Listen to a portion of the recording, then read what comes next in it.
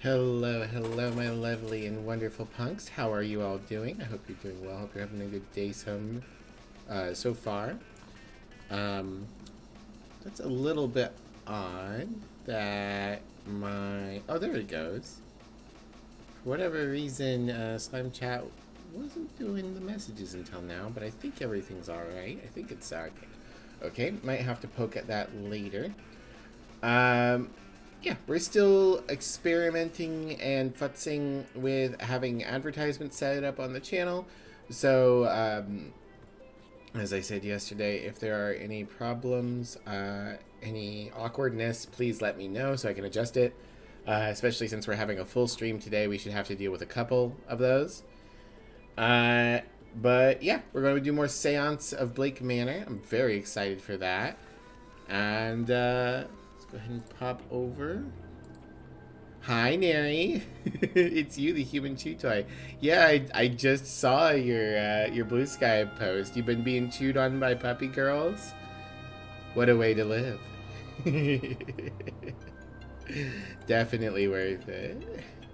How you doing, Neri? Everyone make sure you check out Neri. And hello, Burango. And hello, Thomas. You were first. And between streams, we got followed by Emmanuel Estrellan. Nah. Thank you, Emmanuel, for the follow. I believe you were mod in Fawn's chat. Sorry, but apart from that, you're great. Hell yeah. Hell yeah. I'm glad you're having a good time, Neri. Speaking of sore, I am sore for much less fun reasons. I am not sore because of my puppy girl chewing on me. I am sore because I don't know how to sleep like a human being. I am full of nightmare juice, and it won't let me rest. Trying to figure out how to get Children of Dead Earth to work on Linux. Oh, good luck. I've wanted to convert to Linux, but I'm so technology stupid. I don't know how to do stuff. Mivly is shrimp bending in bed. Yeah. Didn't help. Graham was particularly needy. So my cat Graham always sleeps on top of me, or next to me, or especially between my legs. And I don't know if it was because I was being extra wiggly last night, and maybe you could tell I wasn't sleeping well. But he kept pushing up especially close, and so Emmy came out and found me with my legs both hanging off the side of the bed. And then apparently I was like, I need to adjust, and I wrapped him up in a blanket because I usually adjust my legs under the blanket to get around him, but I must have been so tired I was like, fuck it, and he just got wrapped up. Hi, Thomas. What's up? How you doing?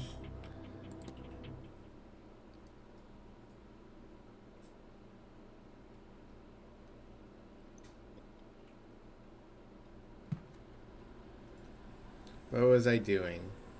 It was almost 6 o'clock. At 8 o'clock, we have the, no, tab. At 8 o'clock, we have the masked ball, which I believe we must attend. Excuse me. So until then, I don't think... We have dinner at 7.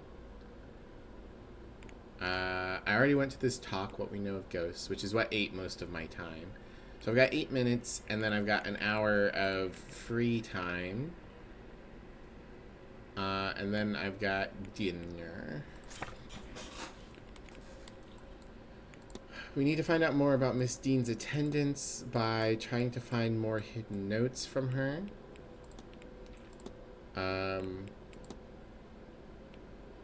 We want to find out more about there being a portal here, and I think that it's connected to the well. But in order to do that, we need to find a dash of venom, metal that's blue, and argon. Ghosties, yeah. Yeah, spooky, scary ghosties. Oh, for anyone who hasn't been here for the major part of the game, this is set in the late 1800s Ireland. We have been called in. We are this guy. We've been called in because a Mrs. Dean has gone missing. And we have arrived, and everyone here pretty much has a reason to have wanted her dead. We are eliminating suspects, and everyone here is also vaguely magical. Either they have magical abilities or they are connected to magical abilities. And we are trying to figure out about this the haunting. We know that we need to convince everyone to not go to the seance on Sunday evening, because everyone who goes to the seance will die. Who the killer? Currently, my theory... So we've eliminated a lot of people, but currently my theory is between two people. Dara Hunter, who seems simple enough. He's the local stable boy. I don't know if that's the right term for someone, especially if he's that age. What if we the killer? Possibly. But he meets all of the criteria so far, and we know he wants to protect Ivy McLeod. So he has a motive. And he just kind of seems, unassuming enough that it could have been him. Or Simon Coventry, who is also extremely plain. And we found a locket outside his room. And when we asked him about it, he was like, "Oh, that's my deceased wife's. I'm here because I hoped I can speak with my deceased wife." And he gave a name that started with an E and a D. And then we were like, "Oh, well, what happened to your wife?" And then he gave the name Lillian. And he's like, oh, that was my second wife. So something's up with this man. My final thought is that Miss Dean has offed herself, or Miss Dean is alive and is trying to basically get all of these people off her back simultaneously. Also, we have lesbians. Ivy McLeod, who is Irish. She looks very not Irish to me, but she is Irish. Ivy McLeod and Victoria Lau are lesbians. Their current motive is that Miss Dean is blackmailing them for being lesbians. And we need to find the blackmail and destroy it for them to not show up. We also need to find Miss Arwa Hisham's Egyptian urn and destroy it. Fia Callahan wants us to make sure that the land is safe.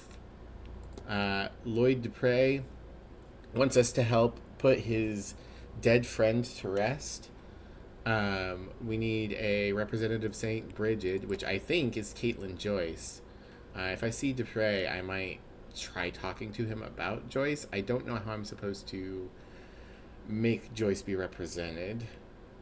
Everyone else, we are still figuring out more about them.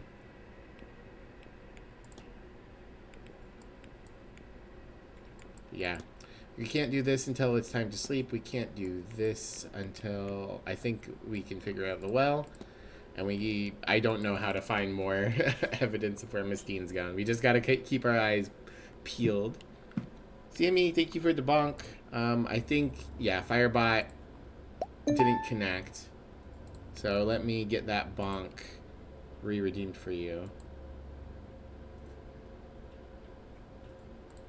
I'll bonk myself in penance. Penance! I wish I could dismiss this create a clip button. So much of my chat is being eaten up right now because I had to expand the space of my quick action so that I could see ads. Or see the run ads button, rather. Okay, what do we want to do? We got 8 minutes. Everyone's in the drawing room right now. Chat's being eaten? Yeah, devoured. Kitty needs food.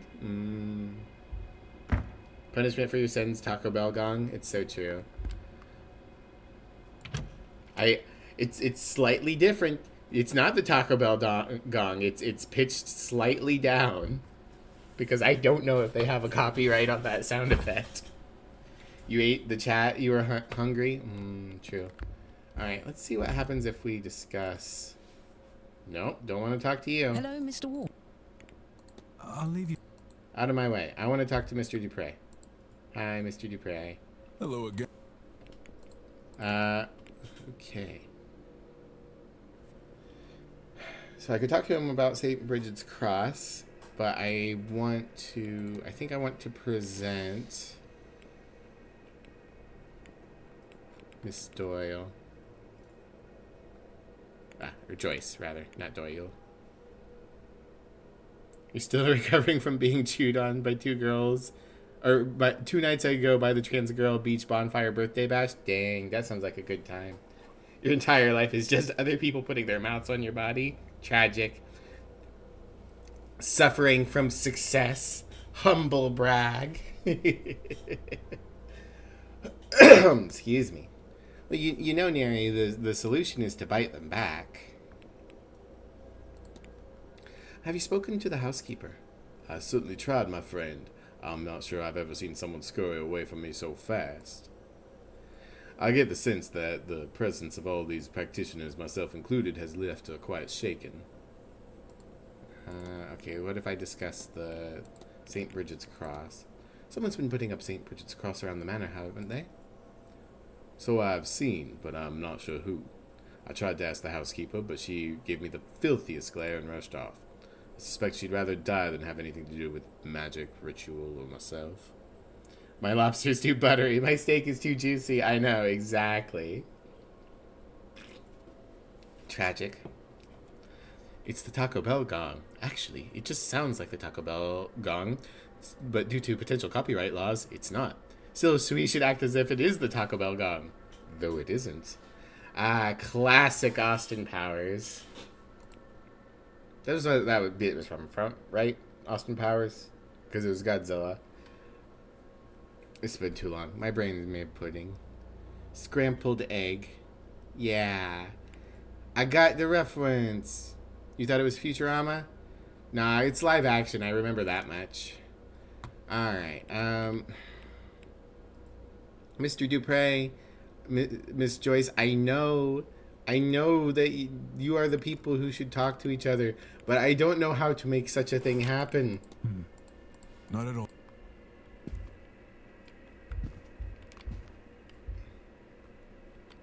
Mr. Toussaint, your chin is so intense when I see you from the side.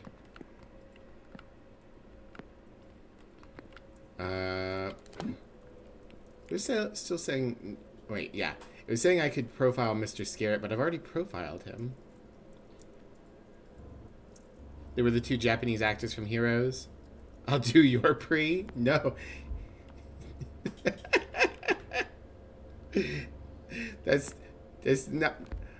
It's not what it's for. Let's all bite, Neri. Biting. Biting is good. There's so many people here, and oh, right. I could ask... I could talk to Miss Callahan about the fact that her bag doesn't have enough things in it. Ma'am, you didn't give me all the supplies I need. Have you had any luck? Not yet. Well, I have faith in you. And, Sherlock has always, has me believing this is the right course of action. However unorthodox it might seem. Godspeed, Declan. Cool. You take care now. Alright, I need to talk to Rory, but he's in his room. And I don't know if I can go in there now.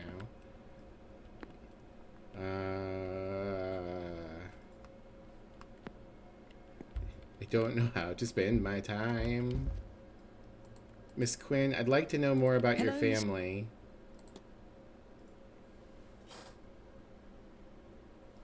Maybe I'll ask you about your scars and maybe your brooch. Forgive me, miss, but can I ask, how did you end up with the injuries you've sustained? How do I? Is it enough to say I have terrible luck? But there is some luck, I suppose, in the fact that I've only been scarred and it hasn't killed me yet. You talk like there's something after you. Does look that way, Mr. Ward.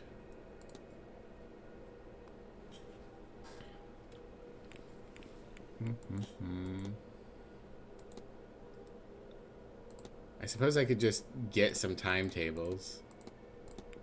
Hey, tell me where you're going to be so I will know.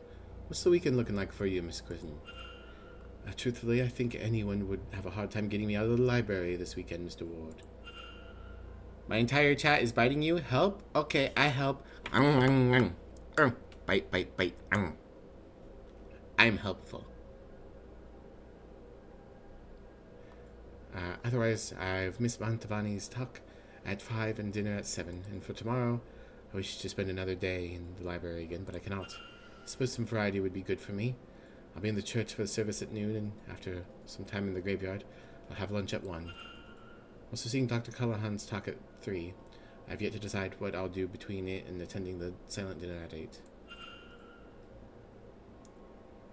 Which then brings us to the seance at 9. I'm eager to see Miss Montavani work. Yeah, all the biting me back. Well, that doesn't seem fair at all. You are a snow leopard, apex predator of the mountain? Sure, Nary, but I'm a skunk. And you don't fuck with a skunk. we have the toxic coloration. Also, I love your emote, hangry. Okay, one sec. I need to do a big stretch. Big stretch. Dude, don't funk with the punk skunk. Chalkboard. For chalk. Mr.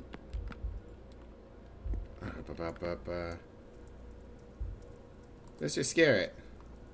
We meet again. Yes, you are old and rich and I hate you. When are you going to be at locations? Well now, I plan to attend a few talks today. Namely those of our host, Miss Montavani and the Marquess. Then a drink at the bar at 6 p.m. before the ball at 9. Then tomorrow, if I get enough sleep, they have a reverend coming in for a service at 11 a.m. in the graveyard church. Somewhat of a way to atone for the night before. Then I intend to rest up in the bar until the silent dinner. Whatever nonsense that is. One last meal before the big event, eh? Good day, Miss. Good. Okay, Darcy. Mr. Ward. When are you going to be at locations? I'll be in attendance for Mr. Blake's talk at 11 and Miss Montavani's at 5, certainly. I suppose I'll have to make time for lunch at 1, and I plan to retire to my bedroom for some writing at 3. I suppose to work hard and play hard, Mr. Ward, so after all that I shall pay the bar a visit in the evening too. Then on Sunday, I'll keep things light, I think. Church at 11 for my sins, then back to my room for some writing before and after lunch at 1. And of course, I don't know if I can face the seance without some liquid courage first. That was all. Good day. Miss Barbosa, when will you be at locations? I can ask her about the burial record, too. Let's ask her about the burial record. Do you have much in the way of family back home? None. My mother was an escaped slave. She raised me in Colombo. I lived there my whole life, almost entirely not leaving until slavery was abolished in 1888. Even then, we are slow to trust the outside. But last year, my mother and I went to Rio to see Christmas there. She was nervous, but I was excited. On the subject of biting, you're going to bite some lunch, BRB? Yeah, get yourself some lunch. We ate oranges and sugared nuts. Ah! Nuts. Despite the heat, we even tried a mulled wine. As a gift, we took a photograph. I'm glad we did. It's all I have left of her. A man saw us that day, a captain of the forest who had run-ins with my mother in her camp. His job was to recapture slaves back when slavery was in full force. Bitter at having never found our settlement, he followed us back that day. Then he returned that night with some friends, all drunk. They began to shoot up the place, killing many, including my mother. Those they did not kill, they captured, and so my home was destroyed and my family killed and scattered. My lord, that's awful. Yes, I feel adrift in the world. Maybe someday I will find something good in that freedom, but not yet. Library topics, Quilombolas and forest captains. Okay. I have to be. Sure. That might give me something. Ding! 6 o'clock. Don't forget to chew, too. You have to do all the steps in eating. Very important. Oh, excuse me. Oh, excuse me again. Eavesdropping time. This will be my last seance, Mr. Dupre. I won't survive the strain. Then won't you reconsider? And by myself what? A few weeks? That's enough time to make it home. Is it? It has to be worth trying. I live too good a life, Mr. Dupre. All my earnings are spent and I am broke. All I would be returning to them is debt. I'm sure they wouldn't see it that way. But it is the truth. No, I will do this seance and send the money back. They will have some comfort in that, at least. I like that Dupre is emotional on her behalf. I really like Mr. Dupre. He's such a good character. Very well voice acted. What I ask of you is to make sure my body returns to them. Of course, Miss Montevani. You can rely on that. I will literally take it to my grave. Okay. Oh, Fia, don't stand behind me.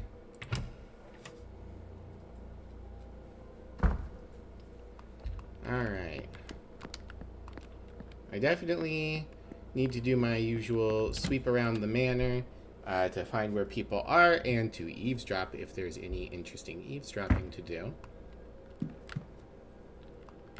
Anyone in the atrium? No. Several people in the bar, though.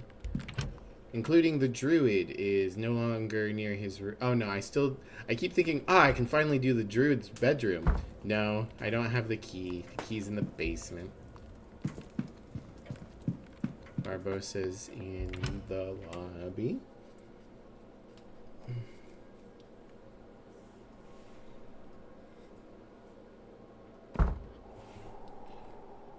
I take it no one's going to be outside. At least the rain has stopped. It's dark and terrifying, but at least there's no rain.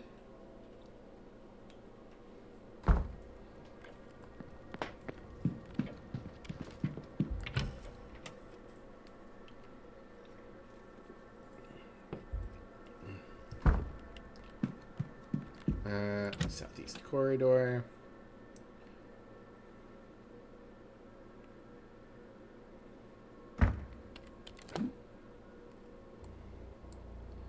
Alright. Do I want to talk to anyone who's in the bar currently? I don't think so. So we probably just skip up here and go to the library real quick. How do we rate this game so far? Probably a 9 out of 10. The voice acting is good. The mystery aspects are good. I will say it feels a little bit more... So, in all mystery fiction, almost everything can fall into one of two things. You can deduce it before the detective, and you're along for the ride. And this game is a little bit along for the ride in that, while we definitely can have theories about stuff ahead of time, we're basically just riding with Ward here and finding things as we find things. I'd like a little bit more of thinky bits, but like it's not that big a deal. But yeah, the thing that actually shaves a point off my actual complaints are the video game parts of the video games. One thing that consistently bothers me, this has an exclamation point indicating we have new information. We don't. Characters will randomly regain exclamation points that they're not supposed to have. When I need to draw a sigil, it's very sticky and it has a hard time letting me draw it. All things that could theoretically be cleaned up, but I'm guessing at this point the game's not receiving more updates. So there's just some like, oh man, this is mildly frustrating aspects to the the interactive part of the game. But the art is fantastic. I think I wish there was a few more frames for each person, maybe a few more stances for each person. But the art's very, very nice, very striking and iconic. The mystery is good so far. What interaction we do have with the mystery is really good. Yeah, I'm enjoying it very well. So like a 9 out of 10. That exclamation point would drive me up the wall. Yeah, that's the main thing. And I know it's not that this is just always here, because it has cleared before. It just keeps coming back. And the same exclamation point appears on these people, and it sometimes comes back for no reason. My guess would be there's a bit of spaghetti code. It's very clear that this is like the narrative is the main thing that got the effort, and the art, but the video game design is lacking. I've played a lot of games lately, especially in the puzzle space, where the art direction and the puzzle and the story are all fantastic, and then the video gamey parts are a little lacking because it wasn't made by people who are video game makers first and foremost. Okay, I'm definitely getting another book at some point. I have another thingy here, but I don't know what. There's a couple more books topics that I found, but yeah. Definitely highly recommend. Obviously, you'll get some spoilers watching me, but I still think it's a good time.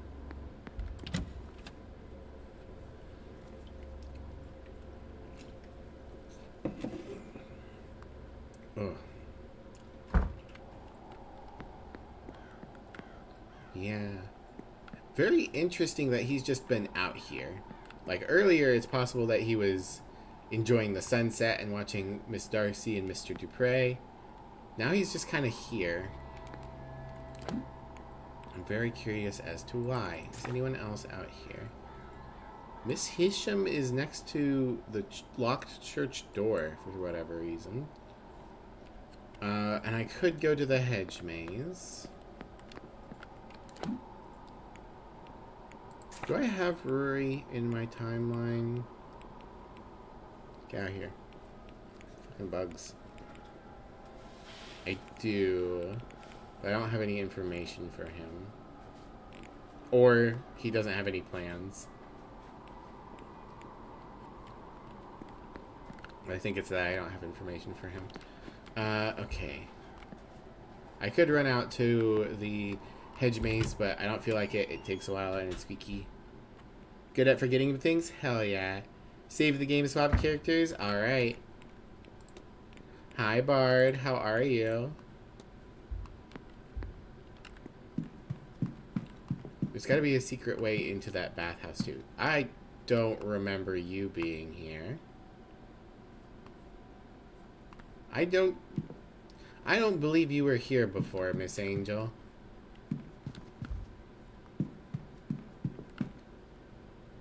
It was a pretty common trope in slightly older detective stories to have the suspects remain in place, so it's possible that it's just the norm for the setting. Yeah.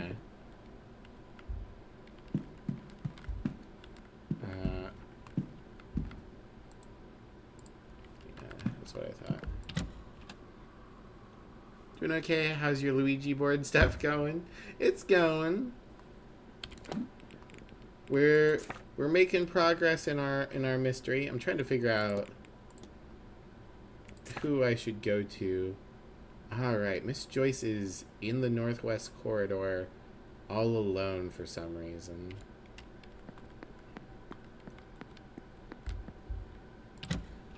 Maybe that's where I should go. I still feel like she's got to be the representative of St. Bridget, and I don't know how to make that happen. Ow. Ow. Oh, my stomach is hurting for some reason. Ah-ha-ha. Hello, ladies. Good day. Hello, sir. Anything I can do for you? Maybe. I don't know how to make you do the things I want. I could show... I've got this Miss Dean's invitation that I could be asking people about. Get out of here. Gnats. The easy choice is to arrest everyone because then you get the killer for sure. That is true. However, there are innocent lesbians that I must spare.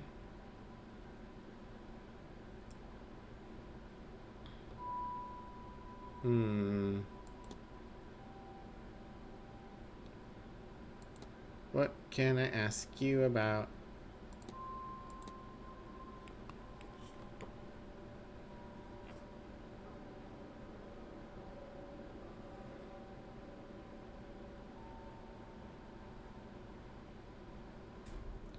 Ow. Ow. Oh man, I do not know why my stomach is hurting the way it is. Whew. Okay.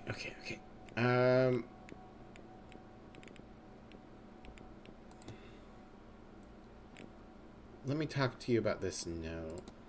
Found this note, Miss Joyce, but I can't make head nor tail of it. Is that a note from...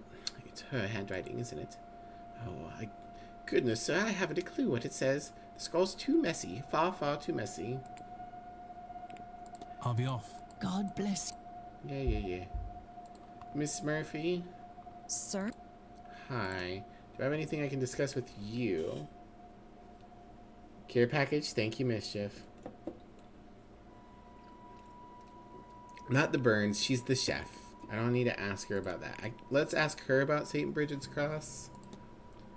Has anyone been putting up St. Bridget's Cross about the place? Oh, that sounds like Miss Joyce, sir. She said she'd be doing something like that. It's nice of her. Yeah, that's what I thought.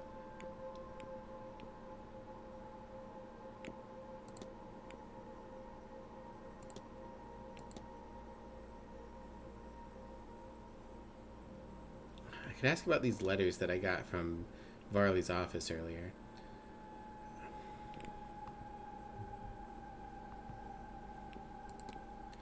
I've heard there's been complaints about Mrs. Joyce's conduct, miss. Really? Oh, she doesn't deserve it, sir. That breaks my heart. You won't tell her, will you? All that kindness to be treated so poorly. I'll leave you. Oh, Maybe I'll ask Miss Joyce about that letter. Good day. Hello.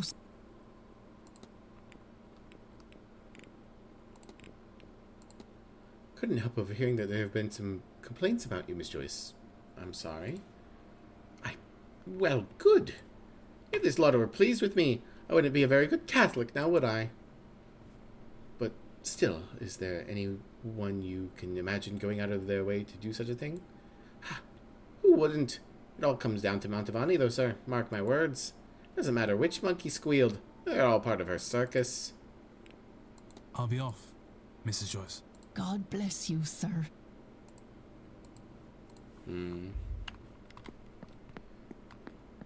Okay, so we got a little talking to them. It's weird because it's not like my stomach or my guts. It's like a sharp pain on either side of my belly, and I'm like, I don't know why. Interesting. Oh, she's like under the thing here. That's just a graphical oopsie doopsie. Okay.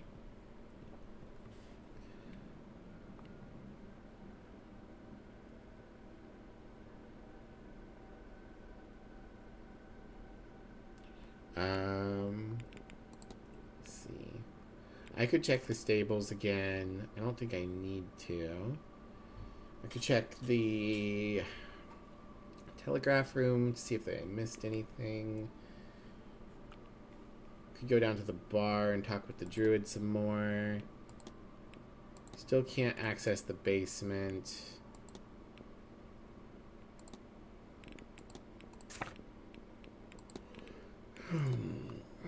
Search for station.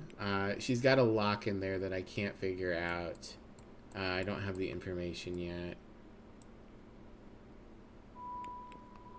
And investigate Mrs. Joyce's quarters. I can't do that because I can't get to the basement. Omira. There's more stuff in Omira's room, apparently, and I can continue to profile him.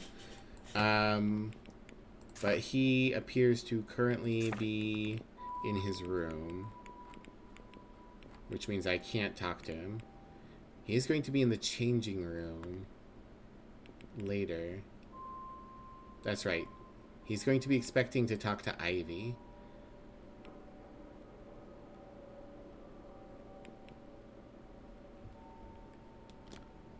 Should put a reminder on that. Where's the part where we have to prove this all in court within 3 days because we live in a dystopian society where the only way to keep the defendant out of jail is to catch the real killer? Yeah. So true.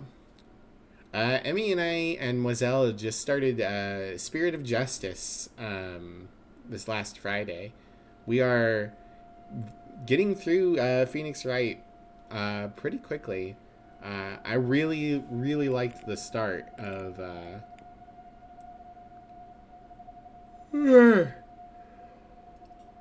excuse me, of Spirit of Justice. It was really good.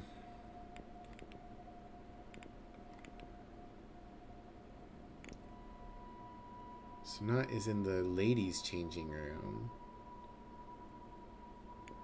Why? And also how? Maybe there's a way into the bathhouse that I haven't figured out yet? Okay.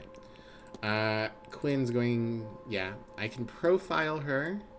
I already asked about her scars and her research, so I guess I could ask her about her brooch and her pen. And I need to learn about her family history, which I don't know where to do that at. Hunter, I need to find his quarters. Oh, Finn, I need to find his quarters. I need to research the Milesians, which I've done quite a bit already. And I need to profile him, which I think the only thing left there is to ask about his beard, which I could do. I really like the games, but when you think about it with any length of time, you would hate to live in the world. Oh yeah, there's all sorts of problems. Like the legal system doesn't have discovery, a necessary thing in order for a legal system to work. 1 second. Prosecutors can just add evidence whenever they want. Yeah. Yeah, it makes a little sense sometimes in the series when they're like, oh, defense attorneys are pretty loathed. But at other times in the series, like, we've done enough, things are changing, and it feels like, well, why haven't things changed? Spirit of Justice helps in that you are visiting a new country. And so the reason that they don't have a robust legal system is because they can simply look at the dying person's last moments and they just use that. Okay, you're done. You're done. You're done. I can't find your dead ancestor currently. You're done. I can't find you to talk to you. You're done. Find a connection between Father Sinot and Mr. Doyle. I haven't been able to figure that out yet. I've just talked with Doyle about his cross. I guess I could ask Father Sinot directly about Seamus. That might be a thing I could do. And I could ask Seamus about Father Sinot. Mr. Scarrett says I can profile him, but I've already asked him about all of these aspects. And I can find something else in his room, in theory. You're done. Rory, I need to find more letters. I need to check your room. I need to check your quarters. I need to check your room. I'm kind of just stonewalled at the moment. I can find more stuff in his office, but I don't know where the code to his safe is. Works better when you look at it as a parody of legal systems. Yeah. Yeah, it's pointing out flaws in real life stuff. You're back with food. Welcome back. What did you get for food? But I think even, you know, I think there's enough verisimilitude to hold on to, as long as you don't think too long. Casual magic being real? Yeah. I feel like we're going to get another person at some point. Like, surely they would want a nice, clean 1, 2, 3, 4, 5. 1, 2, 3, 4, 5. Yeah, nice, clean square. Okay. Cooked a frozen pizza in the air fryer. Ooh. That sounds nice. Okay. Mr. Doyle's in the bar. So here's what I think. Let's go to the bar. Let's pester the druid and Mr. Doyle a little bit. And if that doesn't do much for us, we can try and figure out if there's a way into the... Because, like, I feel like the game wouldn't tell me, oh, Father Sanat is in the ladies' changing room, unless there was a way for me to get into the ladies' changing room and overhear what he's doing.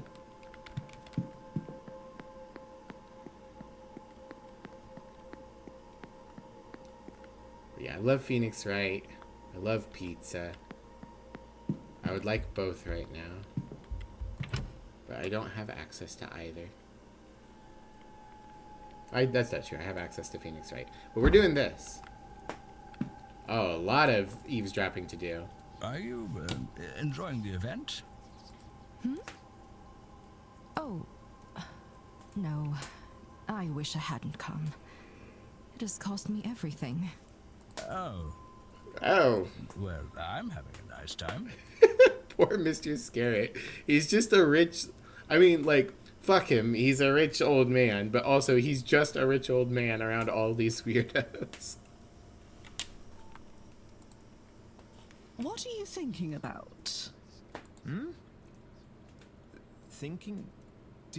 Sorry, did you mean me? Omira, why are you such an asshole? Who else would I be talking to? Oh, I don't know. I just thought I wasn't thinking of much. Nonsense. I'm no mind reader, but I know when a man has something on his mind. Now, what could it be? Angels. That's your thing, isn't it? So true. That's what I've heard. Go on and tell me about these angels then. You're making a curry, but you've got me on mobile. Feed me the curry. Pour it on your phone directly into my mouth. Delicious curry. Don't let me bore you with that. We could talk about something else. Not at all. This way, I get to go home and tell my friends about how I spoke to a boy who speaks with angels, which is just excellent. Do go ahead. How did you find out you could do it in the first place? Oh, I nearly died. Go on. Ha! A horse riding accident just over a year ago. You know how it is. The horse spooks, and there's only so much you can do. Have a nice lurk. We'll just submerge the phone so you can get all you want. Ah, yeah. I don't remember much of what happened after I fell. Not what was around me, anyway. Just the most revolting pain in my side and my leg. I am become one with the curry. And the idea that I was going to die. I can't say it seemed clear, because nothing was, but it did seem very certain. And then I saw. I still don't know how to describe what it looked like. But behind all that was happening around me, I saw it. A thing that I instinctively knew was an angel. You make a bunch extra for your quarterly curry? Hell yeah. I haven't made curry in a while. It's good, but it's very strong. And sometimes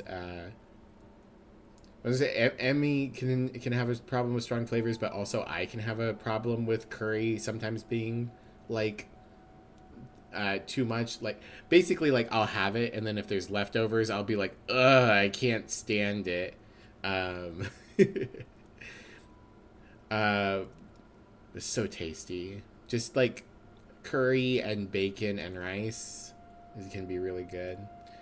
But I haven't been able to. We've been doing poor people food for a while now, so maybe once we bounce back a little bit, I'll see about doing curry again. You eat the leftovers for every meal till you fall ill. You like curry that kicks your ass? Hell yeah! I love spicy food. It's a funny thing between me and Emmy. I want all of my food to kill me. Yeah, overwhelming flavor, extreme spice, extreme sour, extreme all over the place, and a lot of variety.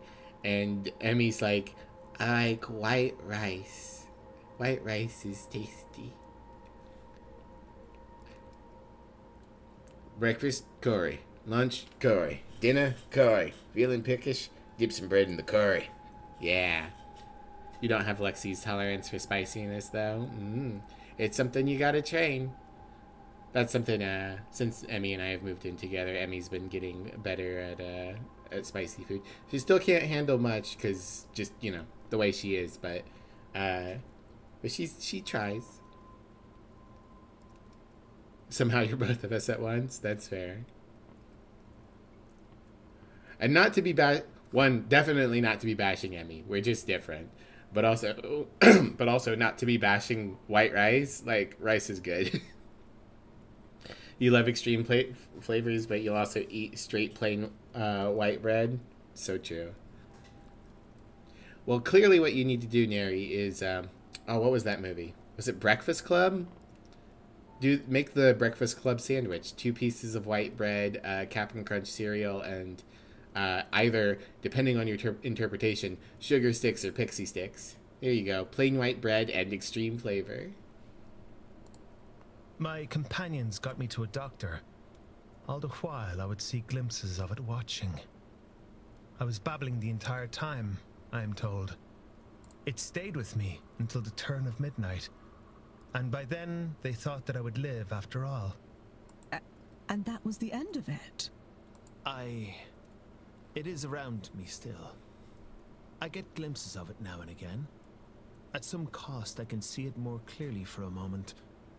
I think it watches me. Us. This seance. White rice is good, but it's better with a sauce. I agree. Like a shaker. Just like add a little flavor, add a little crunch, little shaker of something, and like a pat of butter to give it some richness. Sauce is good though. Hopefully you want to do more cooking, but you got to bounce back financially too, unfortunately. Yeah, I completely understand. I hope things work out for you, Thomas. And I hope you get to cook lots of fun stuff. Plain white bread, extreme flavor, and sin against both science and religion. Hell yeah. And you speak with it? I speak to it. Sometimes. It does not reply. If I am ill, or in danger, or on the brink of consciousness, I can make it out. See its shape. Exchange a few words. Red beans and rice every day. Red beans and rice is good. Has the year last seen you ill, in danger, or on the brink of consciousness much? Common question to be asking your friends in the year 2026. I wonder if it has some purpose for me, but it never stays around long enough to get an answer. To look upon it alone is just unmatched. Oh, Mira, I think that's just called being delirious. Yeah. I would agree, if not for the fact that everyone here seems to have real magical powers. But the fact of the matter is, until the rituals work, those moments are all I get. There is some implication, though, that perhaps the angels that Omira is seeing are fairies. because we haven't seen any truth of any Christian magic as of yet. We have seen truth of Irish folklore magic. We see ghosts, and we've seen the spirit of a giant, and we've seen an ominous washerwoman. Okay, that's the end of that conversation. Did I have something for O'Meara that I needed to ask him? Right, I could profile him more. You again? Yeah, me again. Fuck you. Hey, sir. I could ask him about his soul jars. Let's ask him about the powder stain. Are you aware there's a stain on your pocket, sir? Oh, so there is. That must be, soap. Sure. You have something on your mind, Mr. O'Meara. You seem distracted. Haha, I always do. I don't take it personally. It's not a comment on the company. Now. Not right now. It isn't, anyway. We need more detective series with magic, like a common factor. Like where magic is just a normal this and that people have to deal with. Yeah. I like, what's it called? There are series that are like modern day magic. I hear the Dresden Files. I think that's the what it was called. Is very good. No, I always had this look, I think. Okay. Can I ask you about your soul jars, sir? Oh. Someone's playing a game. It pops up right over the buttons. There we go. You know anything about soul jars? Practical magic and artifacts isn't really my thing, but actually, as it happens, yes. You love the Dresden Files? Hell yeah. They are used for holding, well, souls, life essence, and what have you. Damned hard to find, or so I'm told. Yeah, and you have like 3 of them. Yeah, I can ask him about the cane. The cane. I hope it's nothing too serious. I was shown off while horse riding. What was I going to do when the mare spooked? Scared the daylights out of everyone. But I came out of it all right. Aside from this, looks like I'll be shot of it eventually. Be shot of it. Don't sign any contracts or give away your name. Carry nails in your pocket. Smart. Okay, that's. I'll be off, Mr. O'Mara. Don't let me. Let's see. Did that give me anything new? It did. No, it didn't. It gave me an exclamation point, but it didn't actually get me anything new. I've asked him about everything but the fact that he's well dressed. I don't really want to ask him about being well dressed. And I'm missing something from his room, apparently. Fine, I'll ask him. Hey, why are you wearing nice clothes at this nice people event? I want to compliment on your clothes. It's fine attire. You noticed, did you? You've an eye for it. It's not nearly so showy as I could get away with. But who's to care? Not me. I'm the one wearing it. Once I like what I'm wearing, I don't see much point in showing it off. There are grander things to be concerned with. Okay. I'll be off. Don't let me. I think that possibly I'm getting a false flag on needing to continue to profile him. Like I'm getting with Mr. Scarrett. Because, like, I've asked him about everything off of the profiling. So unless something new pops up. There are coats here. Interesting. Hi, Rory. Are you taking pictures of the druid, are you? Mr. Ward. I do need to talk to you about Miss Callahan's components, because I need more. Can you think of anything your aunt might be missing to help her with her work at the well? 100 things, Mr. Ward, but only one that matters. Modernity. The Seance is modern magic. She cannot protect against it without modern tools. If only she would accept my help.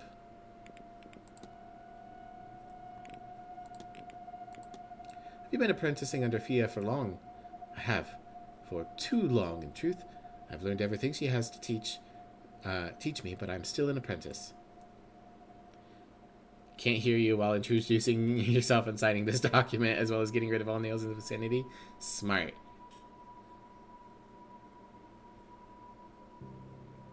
She does not like my modern approach to the role. She believes it distracts me from work. But to adapt is the work. If only I could get her to see. Modern problems require modern solutions. Ah, so true. I Okay. have to be on my way. Be well. Thank you, sir. Hi, Mr. Doyle. Hello again. Let's see. Let me ask you directly about Father Senat. Have you spoken with Father Senat? No, not really. That's funny, isn't it? I don't even recall bringing his bags up. Boy, I should eat something. I feel a little lightheaded. I kind of thought I'd get more out of that.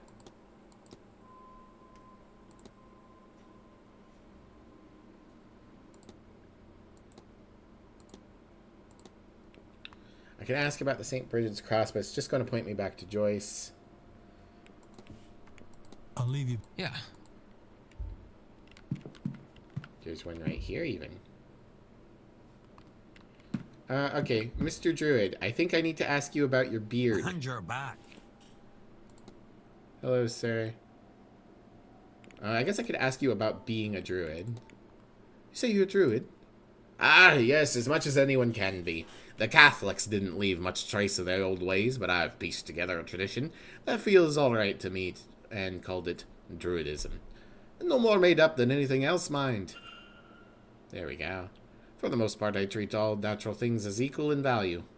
People, plants, animals, and places. Real places, the wild and such. Not man-made intrusions like this manor.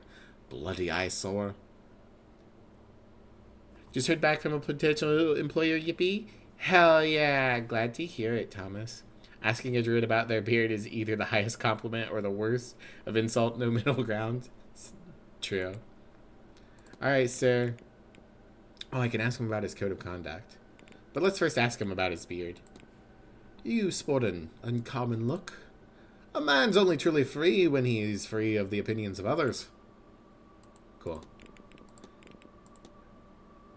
What's the code you live by? It's nothing fancy. I try to treat all people, creatures, plants, and places as equal. I leave no trace, I burn safely, and I leave my share for the other folk. That's another thing this game has emphasized. Don't call them the Fae. Call them the other folk. I can ask him about his staff, too. What does your staff signify? It signifies that I'll bash you if you come near me or mine. No, you mind what you say, lad. There's still plenty of snakes in Ireland. Alright. I could ask him about Goibniu, since we did see him.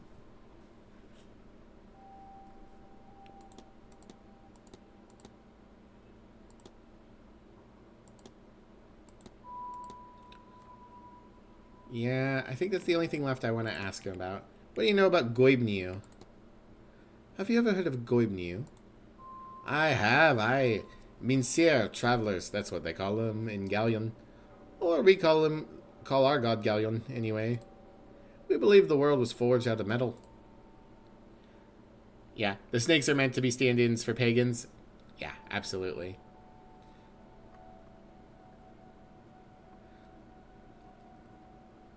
And since Goibniu is a smith god, well, there's a natural comparison to be made that gets made there. Anyway, Goibniu is not only a smith, he was a hospitaller of the Tuatha de Danann. You could drink at his feast and not get a hangover, and the food you'd eat, it'd protect a man from both sickness and decay. I wouldn't mind some of that protection going into winter. No, I should go. Only do something if you want, not because you should. Driving the snakes out of Ireland is whitewashing a genocide. Get out of here, gnats. Yep, correct. Which is why this man, who is a druid, is saying there's still snakes in Ireland, because he would be such a snake.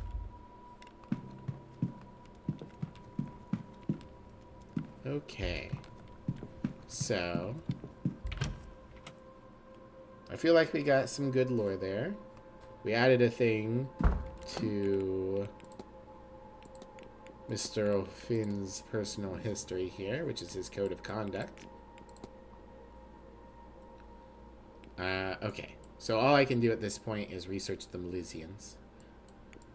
Maybe for the other people that I'm supposed to profile, I'm supposed to profile something that came off of one of their profile things. But I didn't get anything there. Maybe I'll find more about his powder stains in his room at some point. Alright. So here's the question. How do I get into the bathhouse?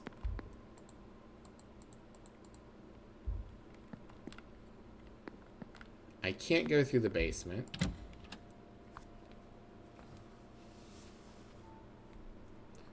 Maybe something on the stables side. There's a path over here, but this door doesn't work. And that door over there to Blake Manor also doesn't work. So let's try going into the stables area.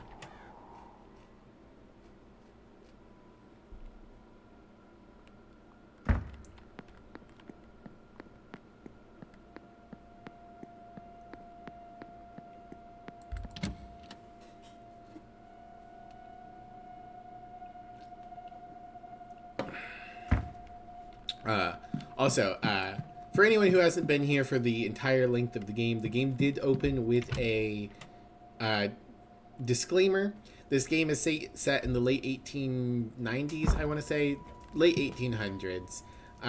So there is a aspect of they said they want to reach a balance between authenticity and sensitivity. So just, you know, something to be aware of. Oh, I need to run my ads. Okay, 1 second. We're going to run ads, and I'm going to go take a bathroom break. You guys should also take a bathroom break. Okay, we do this button.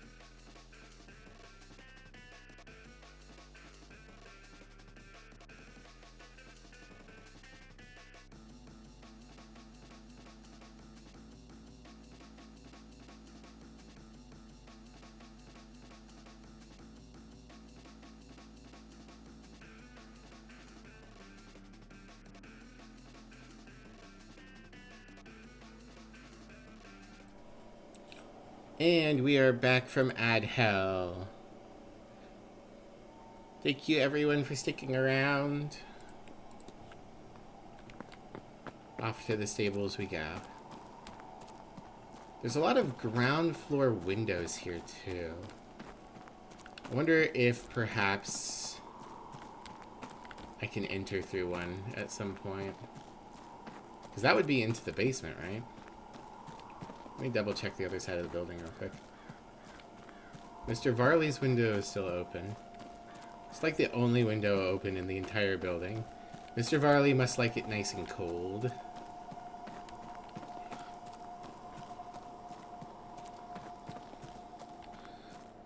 Also, as always, if you guys have any feedback for the fact that we're doing advertisements now, please let me know. I'm adjusting to it, so...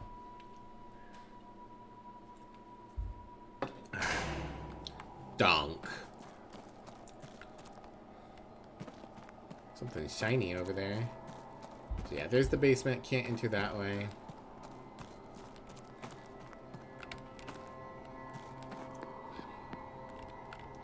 Between it being so dark and it being that time of day when the sun's starting to set and reflect a bunch of light into my apartment. We've jailed this one. Good.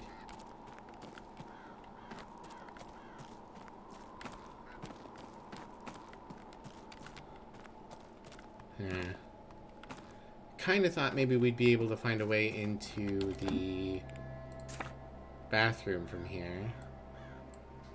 Southeast corridor. Yeah.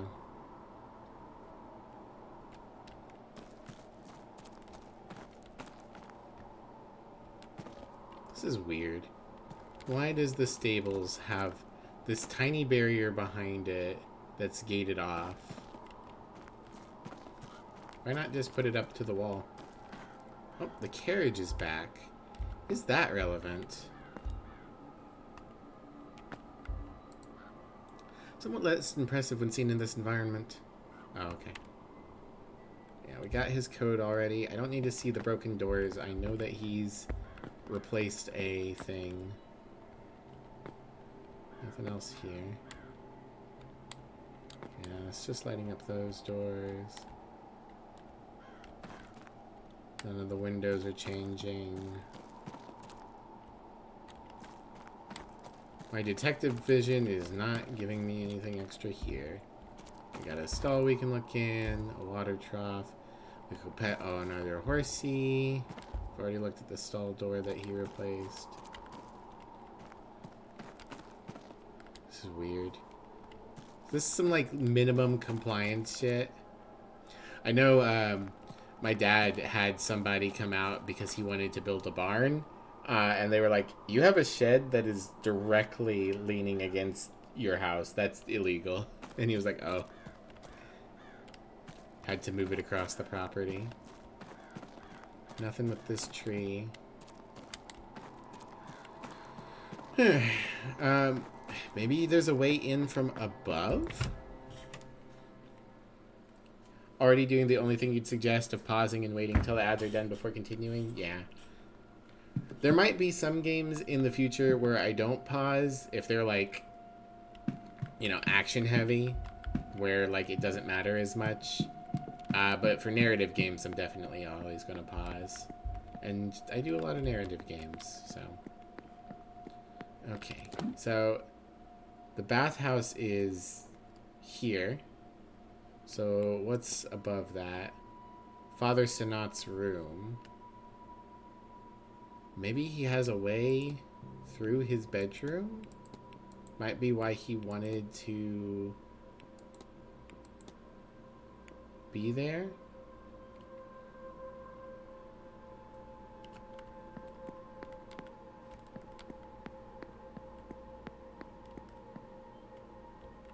Somehow think we don't have to worry about any future pro COD player, Mivlia. I don't think I've ever called a duty before. Okay, hold on. I'm going to save, because I don't want to get thrown out of the manor.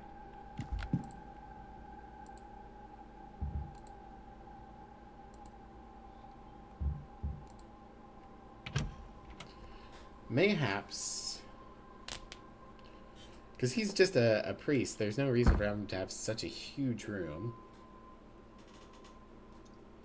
So perhaps it's location.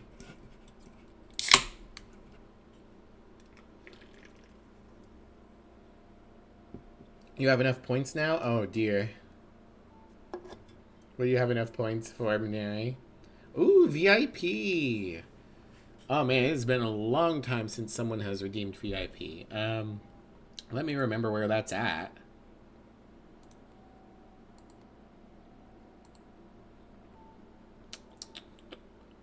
That is...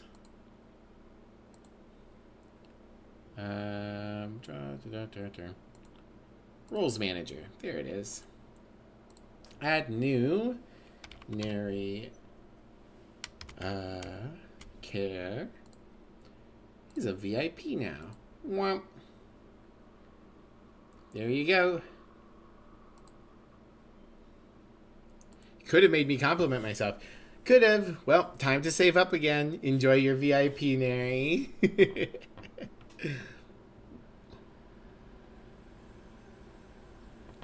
Should have gotten VIP. Oh well, guess I need to go with the other option. Why is compliment self grayed out, Mivlia? I don't know. Why is compliment self grayed out? Doesn't appear to be grayed out for me. Let me check real quick if there's something going on with it. Rewards. No, that's not it. Power up points. There we go. Compliment myself. Edit.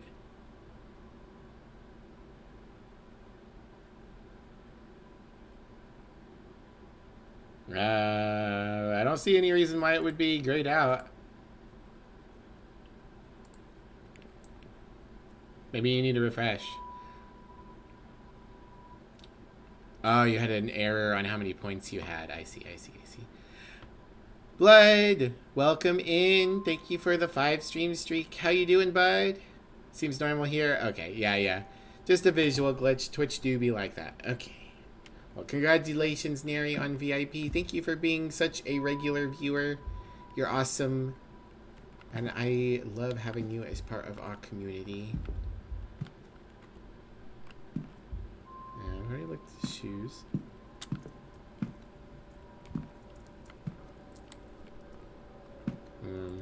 This rug almost makes me think we could draw a sigil here.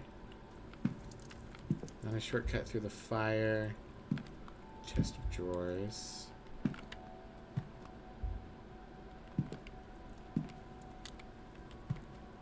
F is crouch. Nothing hidden. Hey, Inglonius, welcome in. Good, you're playing DRG Survivor? Nice. Let me know how you feel about it. I played it a lot when it was in early access, and then it came live and it had a bunch of huge updates, and it was just kind of weird. So I haven't gotten back to it yet. VIP stands for very decent pussy. 'Cause you're a cat.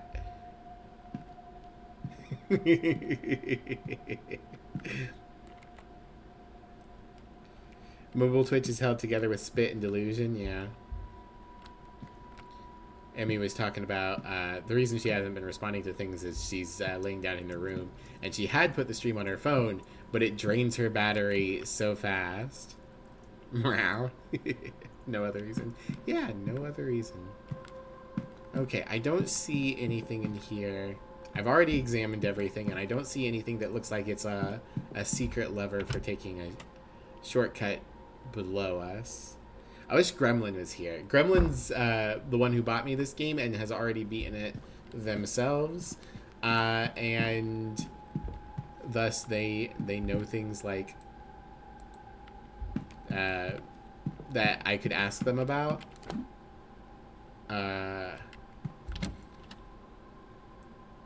There's a fucking dwarf in a bulldozer as a DLC character. Yeah, I saw that. That's interesting. Not through the piss room.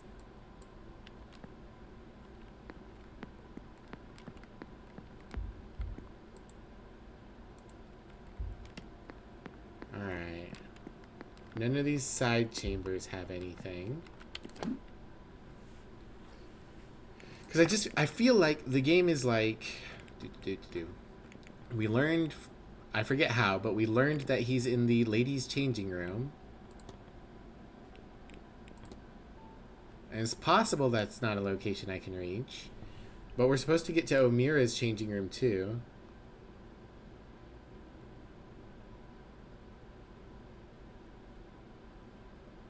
Piss room, piss, piss, piss. Hell yeah. Lately, Mobile Twitch has been doing a thing where it puts you on a secret chat where only you exist, but what you type still goes through the streamer's view. Normal chat's still there, but there's also just you chat with no messages and from others coming in until you reboot Twitch. That's bizarre. Don't know if you like him. That's fair. We'll take some time. What is he doing in there? I believe he is having a talk with somebody. But I don't know. I don't know why he's in the ladies' changing room. That's why I'd really like to get down there. Also, hi Jag, welcome in. Sometimes Mobile Twitch does this thing where the stream sound will play, but video freezes entirely, and not even clearing your cache and storage fixes it. That's annoying. How? Like, the only thing I can think of is that there's a secret route through the basement, but I know the basement doesn't open until tomorrow. Are there any other rooms?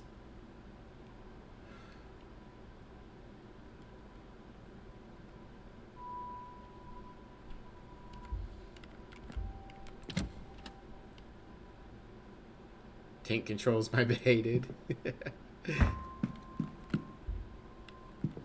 Tank controls are gnarly. So it's not through his room. And I'm not allowed to go in through the, like, actual door. Because it says, sign says the bathhouse is closed for the winter months. If this key is for a locker in the changing rooms, Miss Dean must have found another way inside.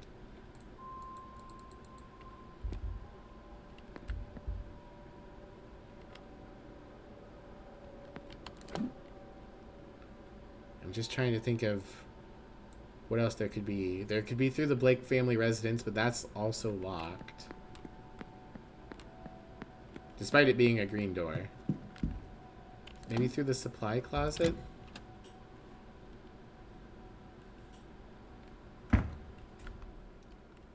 There is this secret panel, but I don't know what this means. Diamond, circle, X, triangle, square, plus, half circle, triangle, diamond. Like, I could brute force it. Maybe there's a code somewhere in here that I've missed. Wheelchair. Crate. I can look at this crate. Enough cleaning supplies for a few months. Okay, yeah, not helpful. Some toys, presumably Walter's. Letter blocks, a pull-string dog, and an encyclopedia of undead creatures with vampires bookmark. I can look at vampires in the thing now. Mop bucket. I'm not wasting a unit of time at looking on the mop bucket. That's the entertainment schedule, which I've already looked at.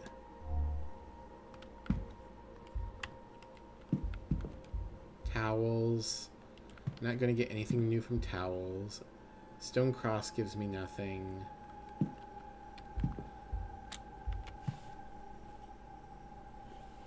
Do I have anything in my information?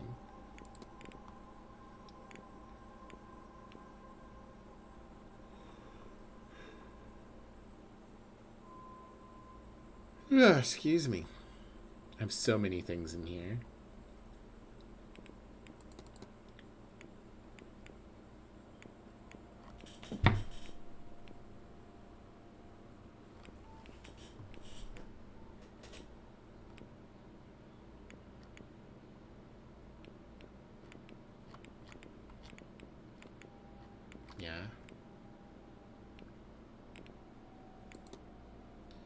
The only thing that I can think it might be is that alchemical code. that we've gotten.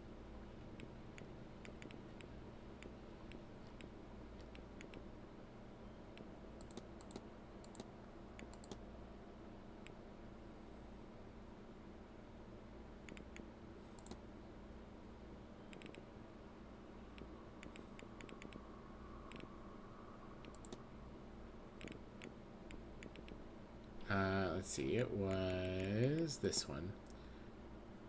So, circle, diamond, evil female symbol, circle, circle.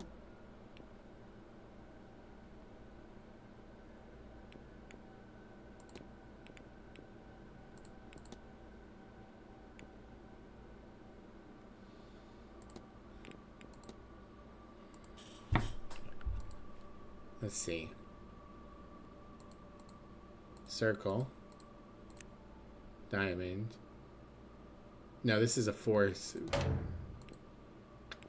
I don't know what I'm supposed to use for this code, so I don't know what's here.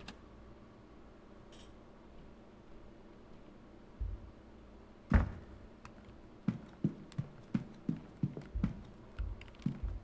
there a secret behind this portrait? Mary Blake, deceased 1914. Can't go to the Blake residence. New gender update. They added good and evil as well as lawful and chaotic. Hell yeah. More genders. Nothing this window, nothing that window.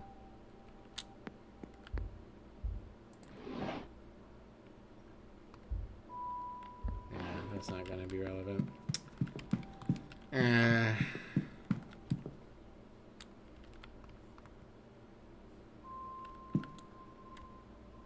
I am semi-tempted to cheat. My main thing is, like, I want to know if this is a red herring, a false flag, something I shouldn't be chasing down.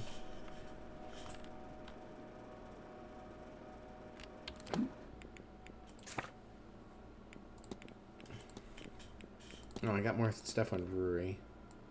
Or did I?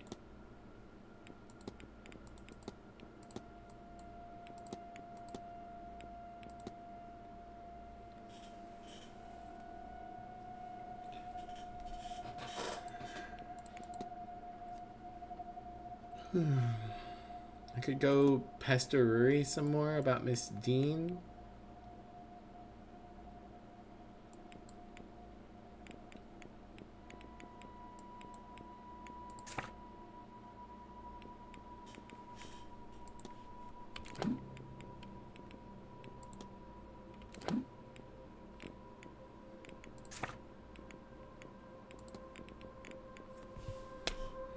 Sorry, I know this is probably dull because I'm not doing anything and I'm not progressing anything. I'm just trying to think. Trying to make decisions.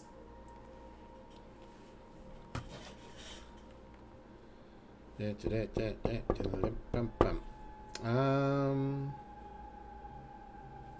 I guess I'll go pester Ruri.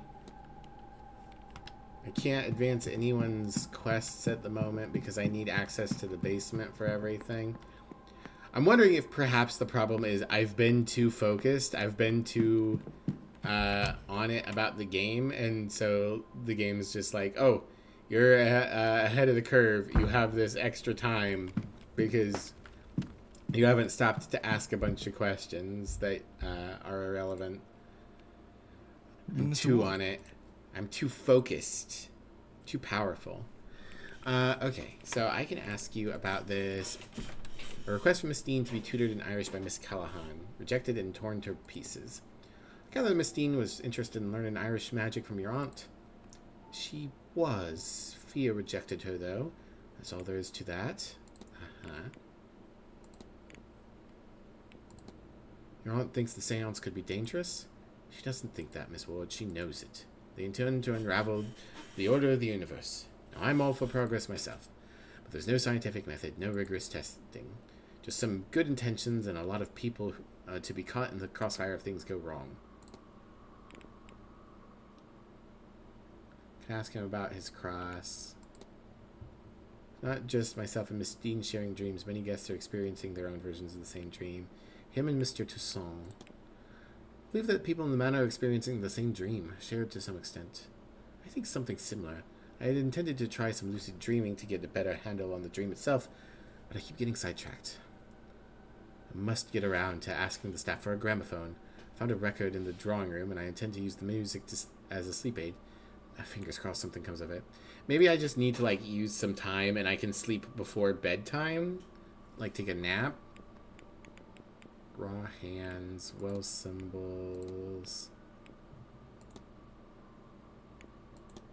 duties,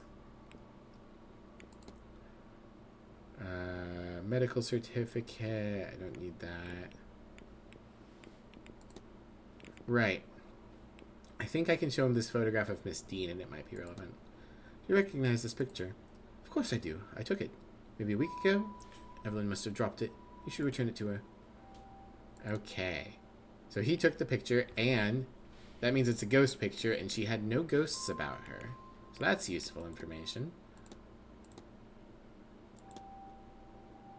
I thought I could ask you about more things, but perhaps I cannot.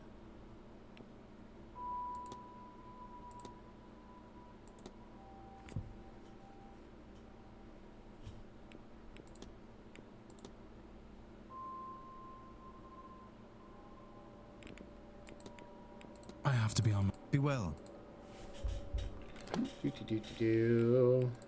That give me anything new for Rory? Nope. Find correspondence.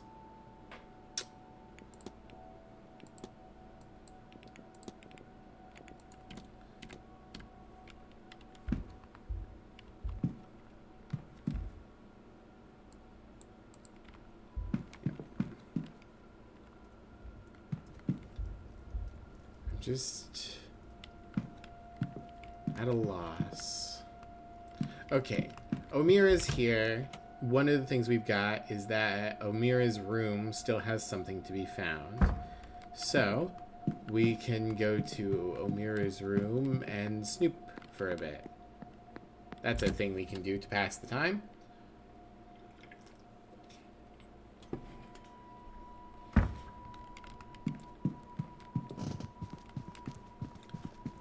Make my way upstairs over there.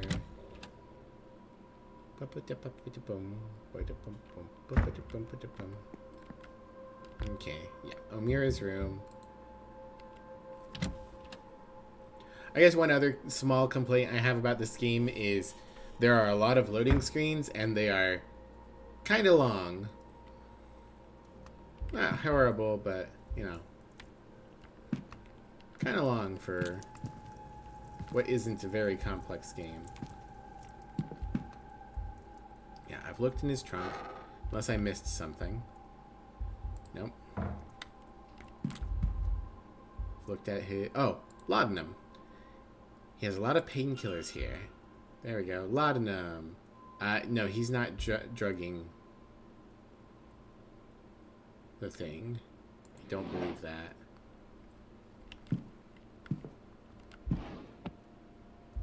He could, I guess, but pretty sure it's Miss Lau using quinine.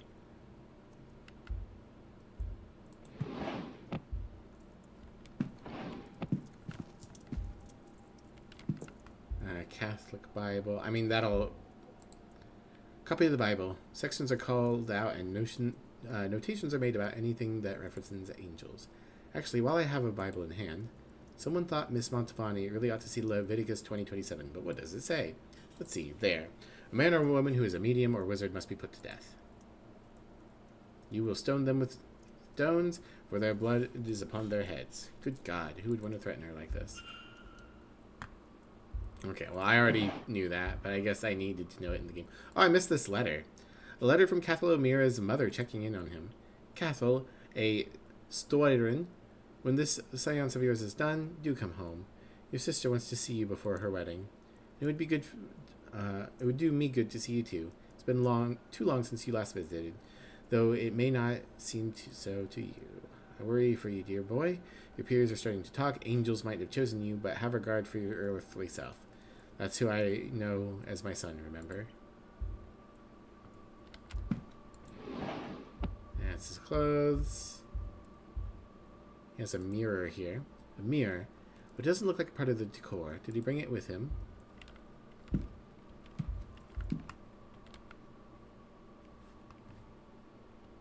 His stuff is slightly away from the wall.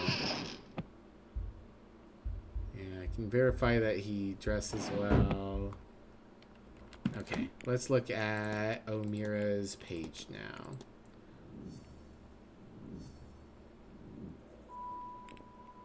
There we go. We've added laudanum. We can ask him about drugging the water, but I know he didn't. Big stretch. Angels. Oh, okay. We have the concept of angels now.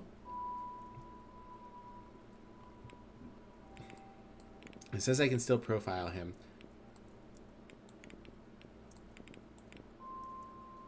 I don't know what I'm missing on profiling him, because I've already done all the things that come off of profiling. By analyzing him, speaking to him or other guests about him, and searching the manor. Okay, so there is more things to be found in theory. Okay, so we can talk to people about angels now. Yes. We can talk to Joyce, Omira, and Sanat, but I don't know where Sanat is, and I don't know where... Do I know where Joyce is? Timetable. Why would you organize it this way? First floor, northwest corridor. Okay. Maybe if I ask her about angels, I'll get something useful.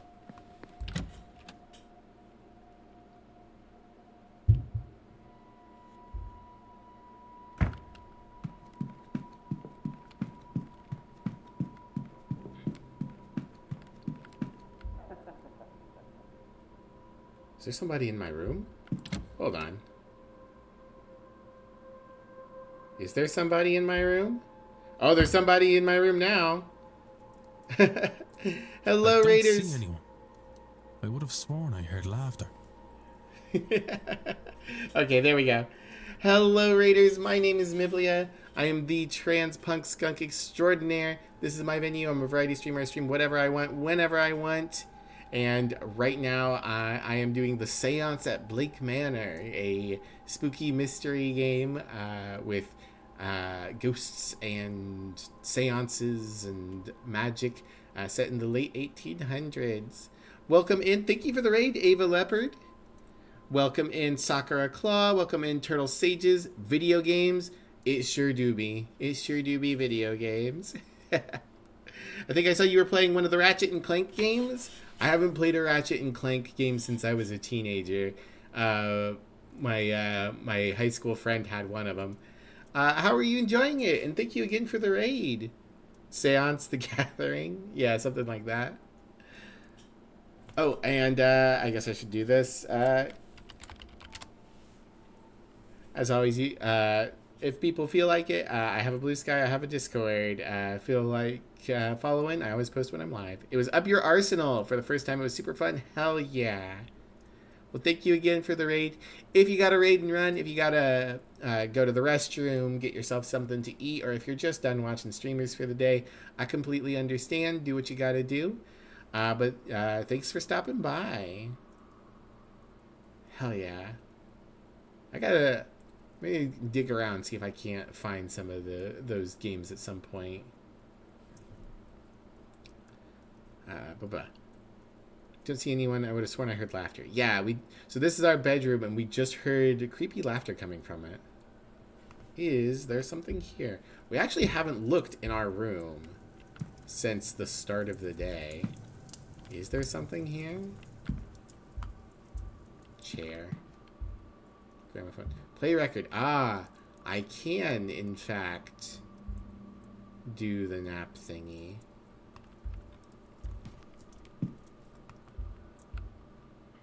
But But we'll save that for later, I think, for right now.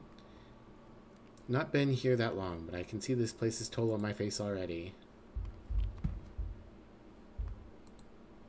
Thick rug with an unremarkable design.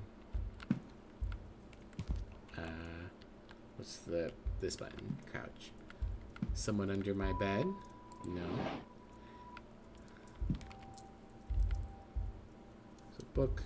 It's possible that the laugh is just a little spooky something to get me to come back in here and realize I can take a nap. But I don't want to do that yet because I just used up too much time looking at other things.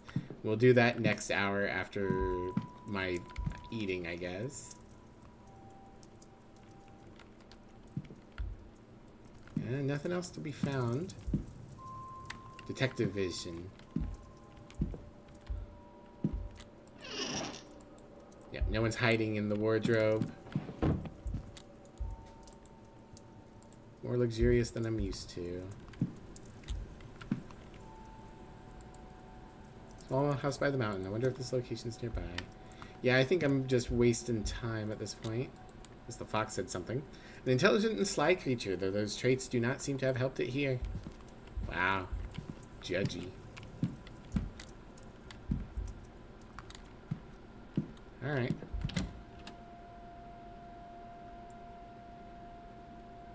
Yeah, I think that's just a spooky, like, hint. That's fine. We're going to go back to what we were doing, and we're going to ask the maid about the concept of angels.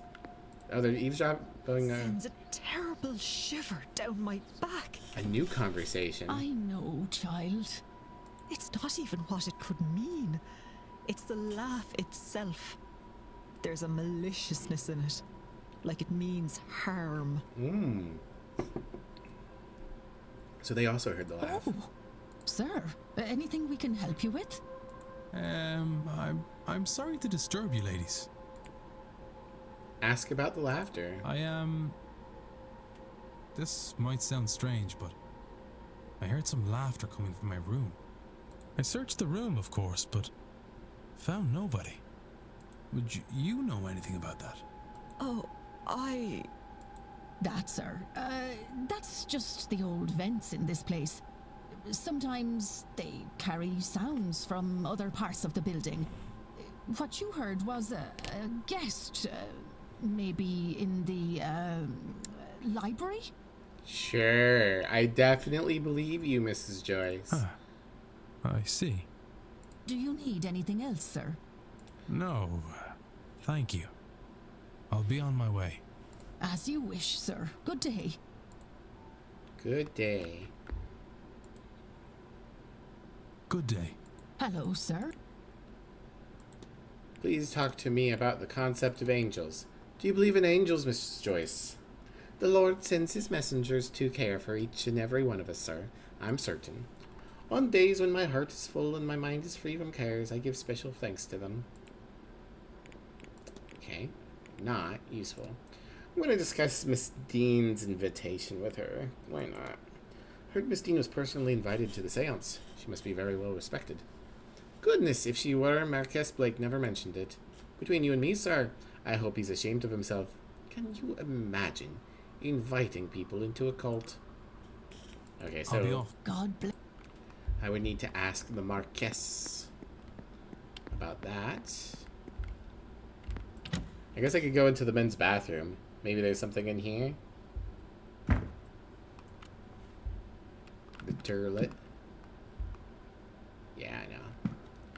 Nothing useful in here.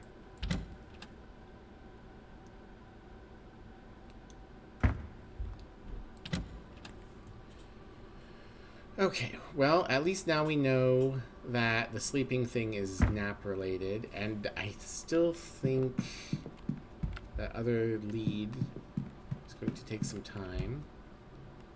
Is there anything more?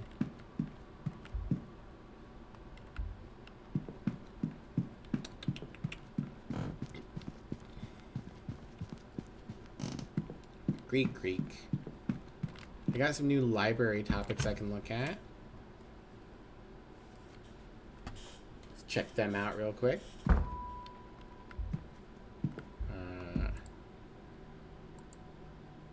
Copies of the Bible sit here with core texts of other faiths.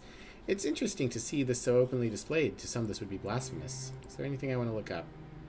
The Resurrectrix, Celtic religious symbols, Celtic crosses, Soin, dry, pagan sacred sites, Gnosticism.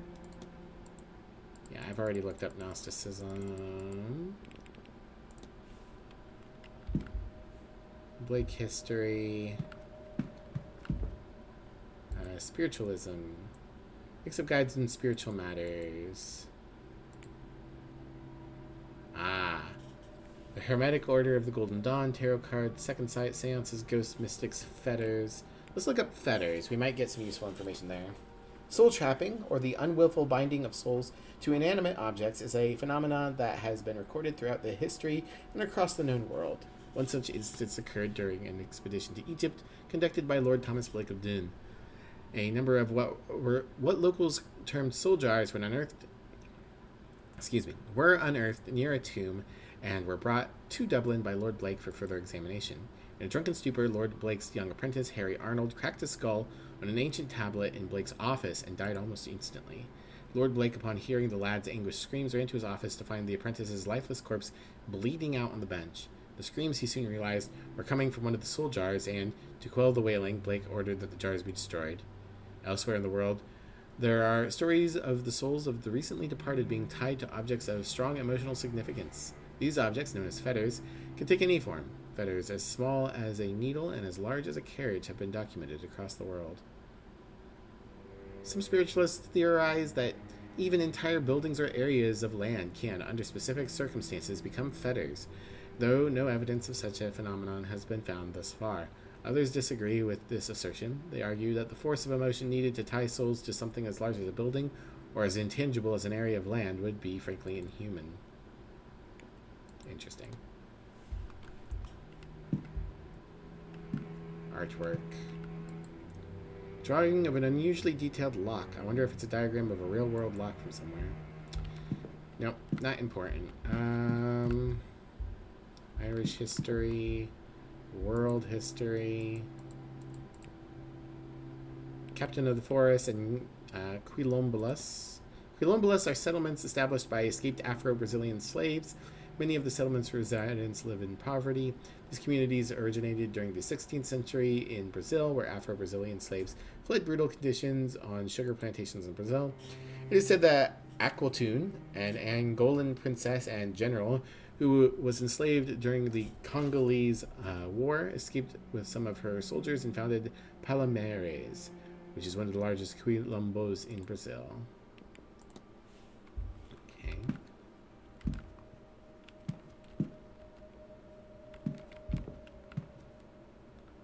Flora and fauna.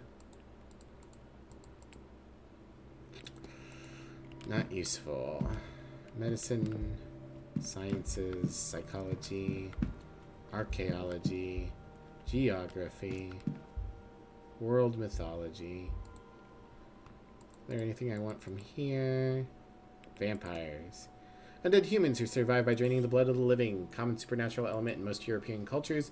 Examples include the Albanian Striga, Greek Vrikolakas, Roman Strigoi, or Romanian, Strigoi, and Irish Aratak.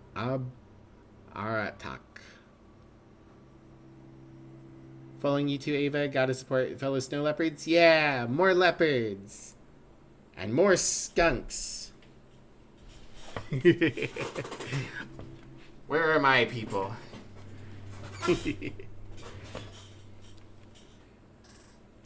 The Irish Abhartak was called a dwarf for its childlike proportions.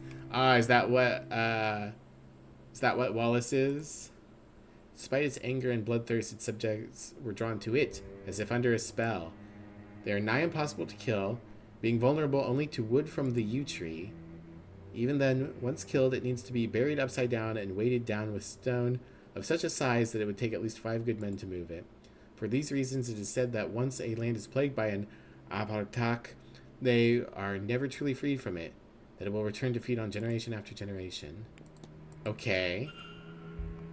Okay. Evidence records.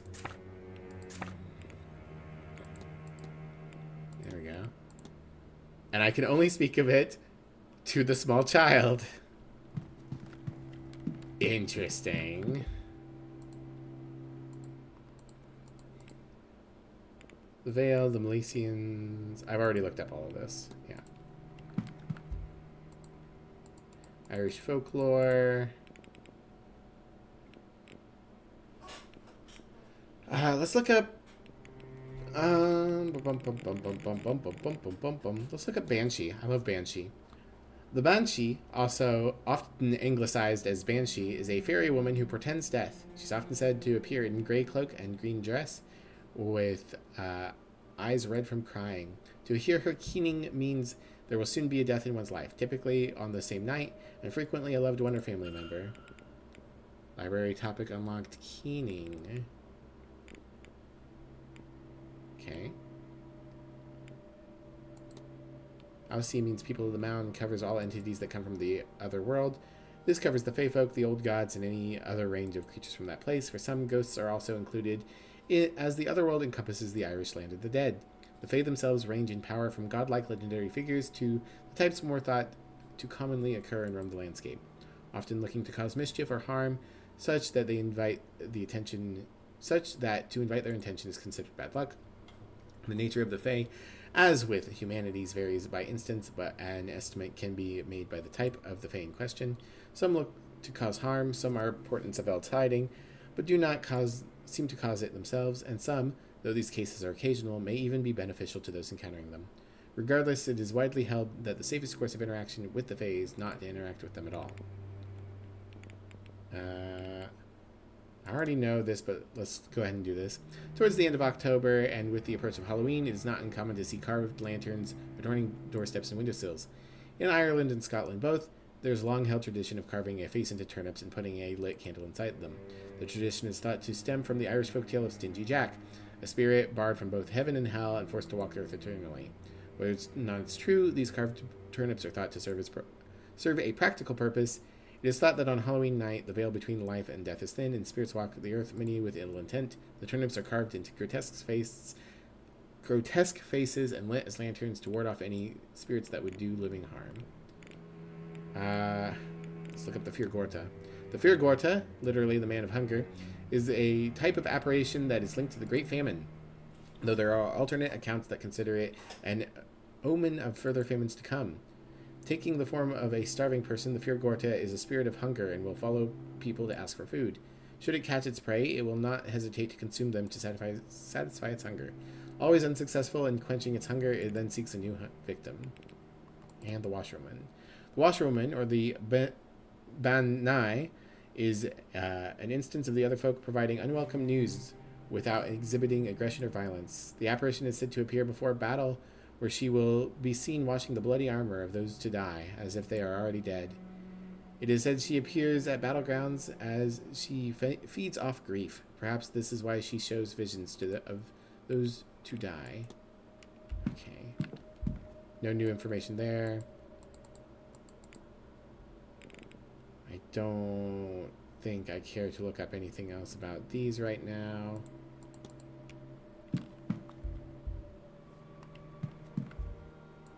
Is there anything else I want from Blake history? Not really. I can look up Walter. Nothing here about Walter yet. Okay, cool. Look up the Blake family. Originally of the English Blakes, the branch of the family now resides in Ireland's Connacht region, and are descendants from the illustrious war veteran Edward Blake, who served during the Cromwellian conquest of Ireland. In reward for his service and valor, Blake was rewarded some of the seized land, on which he built the manor known as Blake Manor. While there are, it must be admitted, a number of ghoulish tales about Edward Blake and his subsequent family line, this should not be paid heed, for surely they indicate nothing more than superstition and occasional local unrest.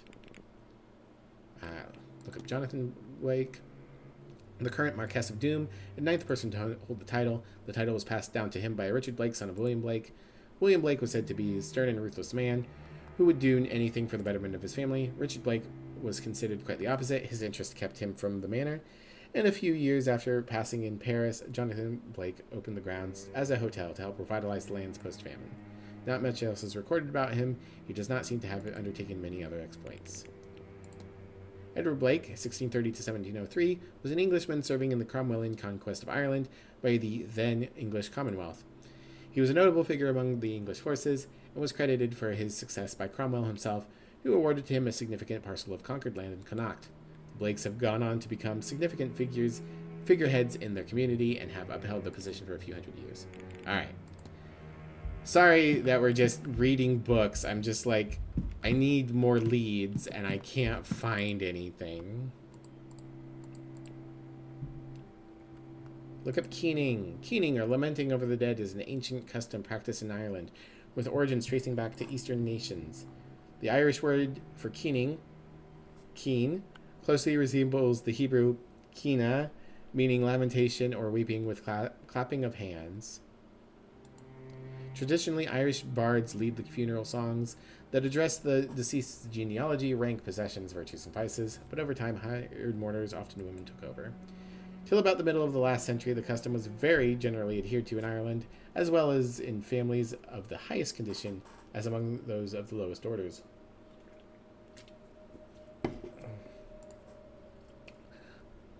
Excuse me. Of late years, the custom has fallen greatly into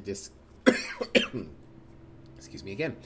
Of late years, the custom has fallen greatly into disuse and is now of rare occurrence, except in some very few old families and among the peasantry, and has become more of a wordless, mournful cry.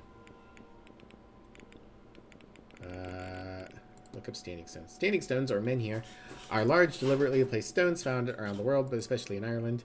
There's no consensus on the purposes of standing stones. There are no records detailing it, nor any surviving traditions that can be reliably traced. However, there are several theories about the purpose. Those most commonly held would posit that they marked the boundaries of territories, or that they had ritual significance to old Druidic religion. Some menhir, clochfeida in the Irish tongue, are found to be inscribed with long forgotten and therefore indiscernible language. Let's look up the famine. It's been less than 50 years since the Great Hunger that lasted from 45 to 52. Okay, so it might be 1902 or 1910. In that range, at the latest. I think we're in the late 1800s, but... A blight wiped out the potato crops. Most of the population relied on that to survive, as the English rule exported every other resource from the country: peas, beans, rabbits, fish, honey, and more. On top of this, the English corn laws blocked the import of any grain, despite the obvious need for relief. Yeah, so for those of you who do not know, less than 50 years, so it might be 53, true. For those of you who do not know, the Irish potato famine, there was a blight that wiped out the potato crops, but it would not have been a famine if the English had not completely screwed them out of having any of their other food. They are the real famine. The full loss of life from this period is yet unknown, but deaths are estimated to be around 1 million, with another million fleeing the country on coffin ships bound for America, Canada, Australia, and more. Anyone surviving something like that can't but have deep scars. My own parents refused to talk of it and grew dark when it was mentioned. It's unknown how long it will take for the country to recover. I could look up the other things, but I don't really have anything that indicates that they would be relevant right now. I don't think the Captain of the Forest is relevant right now. Flora and fauna, medicine, science. Okay, I think I'm deadlocked at the moment. Nothing I need from the libraries. I kept hoping Gremlin would show up so that we could figure out about this bathhouse thing.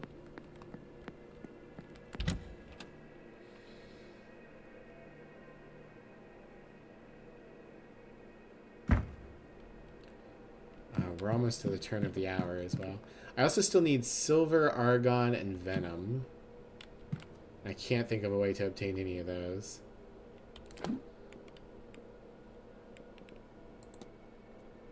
I guess I could go talk to Omira about angels now that I have that.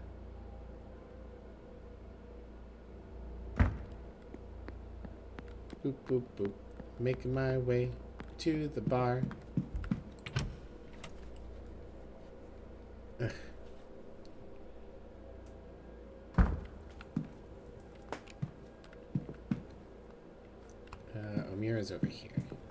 O'Meara, the fuck is it, Angle? You. I guess I could ask him about his laudanum. What do you know about angels, Mr. O'Meara? What a question. Plenty. If you must know, the Lord's servants sent now and then to intervene and minister in our earthly matters. Messengers of a higher power, not existing as we do, but as incorporeal beings just beyond understanding. They are beings of light and the very essence of all that's good, and very seldom seen. Maybe for that reason. Ha! If only I could say otherwise. I could swear there's one with me, but I can so seldom reach it. 2 cute snow leopards? Yeah! We could always use more cute leopards around. Could ask him about the concept of memento mori, too. I guess I've not asked anyone else. Maybe I can ask this and see if they know more about it. You know anything about the Quinn family having... this is how I ask about the Quinn family, okay. An unusual number of deaths. So she is one of the Quinns, is she? I didn't think there were any left to meet. Yeah, so I heard that they bear a curse, one that's supposedly about a century old now. It's done most of them in. I guess that explains her scars. She's very serious for one whose cards are marked. I'd be enjoying my final days. Hypothesis unlocked. Quarantine Quinn. Well, at least I asked the right person first. Let's ask you about laudanum. You use laudanum often, Mr. O'Meara. You're about to tell me you're a doctor. You're not my doctor. My doctor's sick of me. It's a bad habit, I know, but I'm not here to be cross-examined. I have some dangerous pastimes. Injuries to be expected. I'll be off. Don't let me... Okay. Well, I can now hypothesize about Miss Quinn, and I can look at something about Mr. O'Meara in theory. No, it's a lie. The game lied to me again. It keeps doing this. There we go. There's a curse. Quarantine Quinn's goal is to perform a summoning ritual to remove the curse from the Quinn family. Miss Quinn wants to lift the curse on her family. I should confront her about this.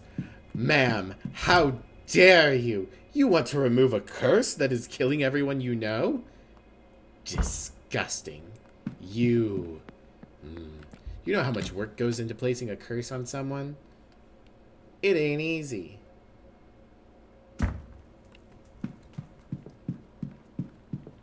Okay, hi, ma'am. Hello, Mr. Ward. Your goal is to perform a summoning ritual to remove the curse from the Quinn family. You figured that out, did you? Yeah. Why I'm nose deep in all these godforsaken books. Mm-hmm. You're right, of course. I will... Well, you have a look about you that says I don't have to plead the veracity of my case. Is that right? Oh, thank God.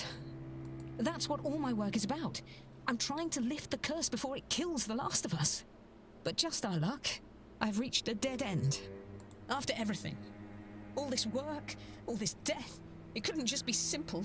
God forbid. God forbid I actually manage it. Well, of course. I have it, you know. The name of the woman who cursed my family.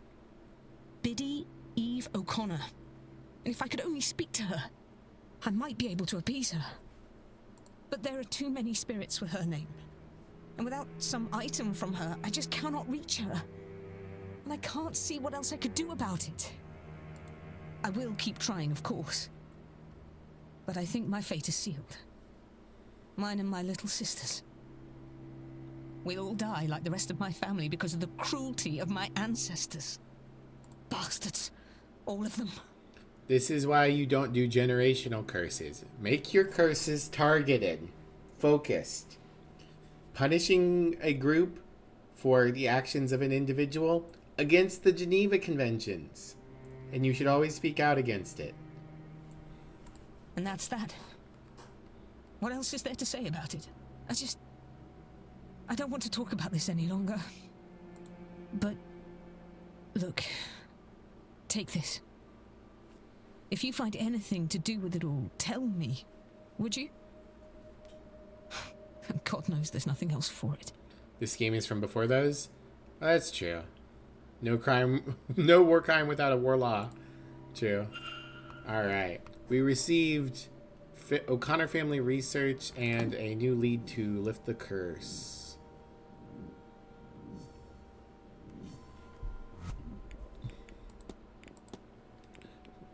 Interestingly, I can still profile her.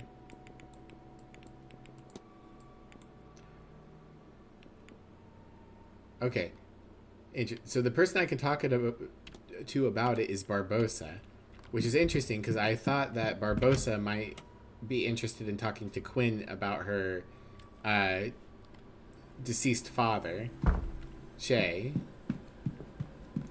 who is also an O'Connor, right? Shay O'Connor? And Evelyn Biddy O'Connor? Like, O'Connor is a very popular name, but...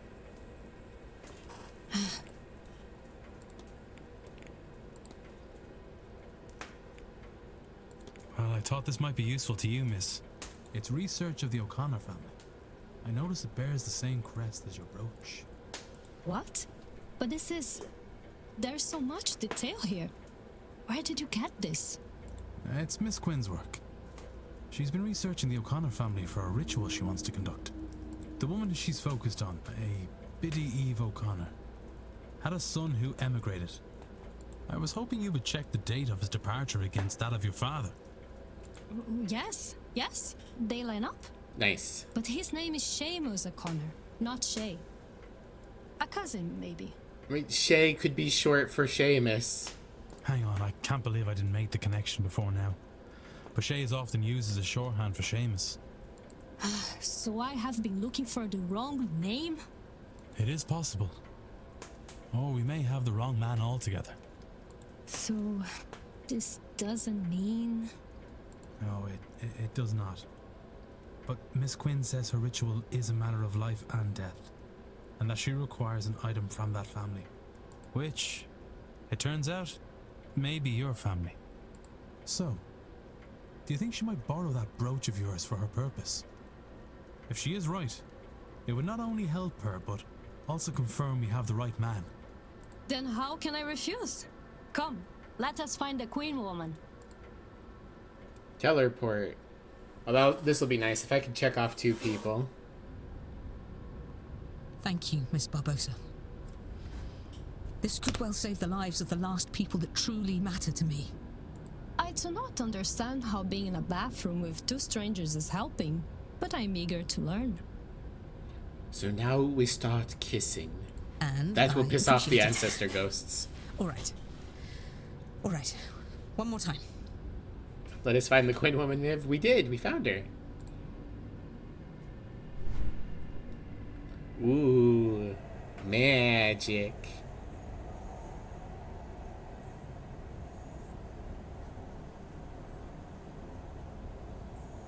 Hear me, Biddy Eve O'Connor. I call you from beyond the grave. Hear me, child of the family you damned. Hear me, so that we may bury all this grief.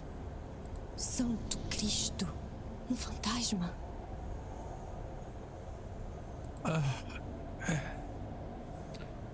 Thank you for your contribution, Mr. Ward.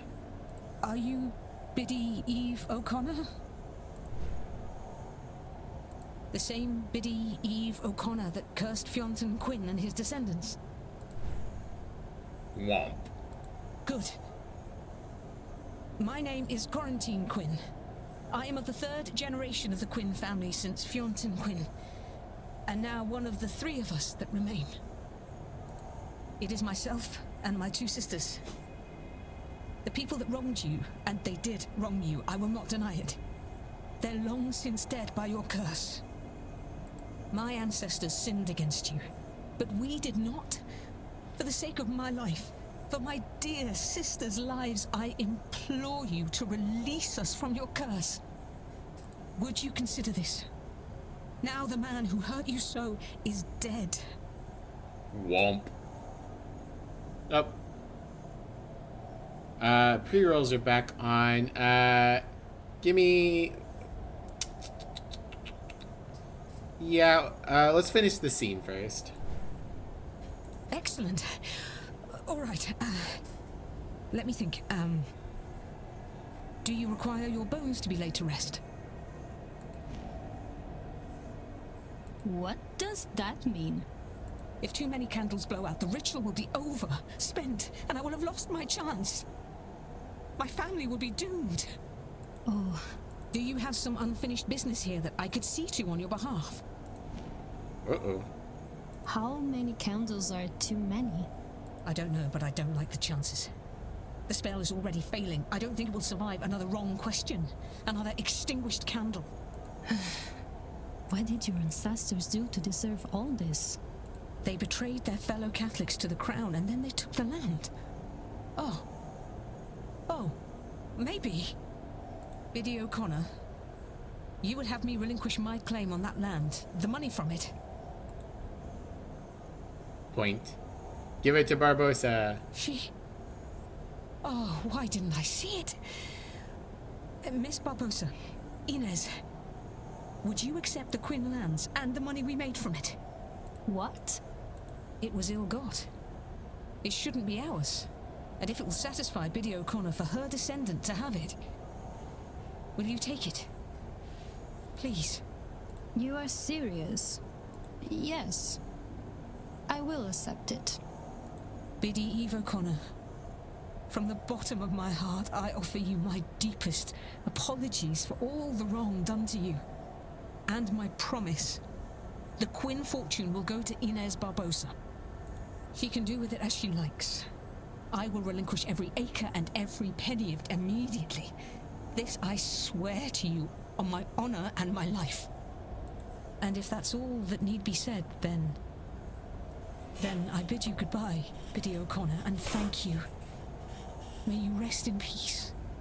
Come, Miss Barbosa. We'll go to the telegraph room and send word to my lawyers so they can get the paperwork in order. Lead the way, I suppose. You'll be needed too, Mr. Ward. To witness. Come along, would you? Okie dokie.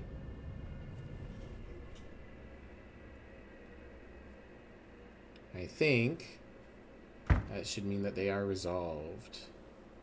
I know this is a seance, but I did not expect to see a ghost quite so close.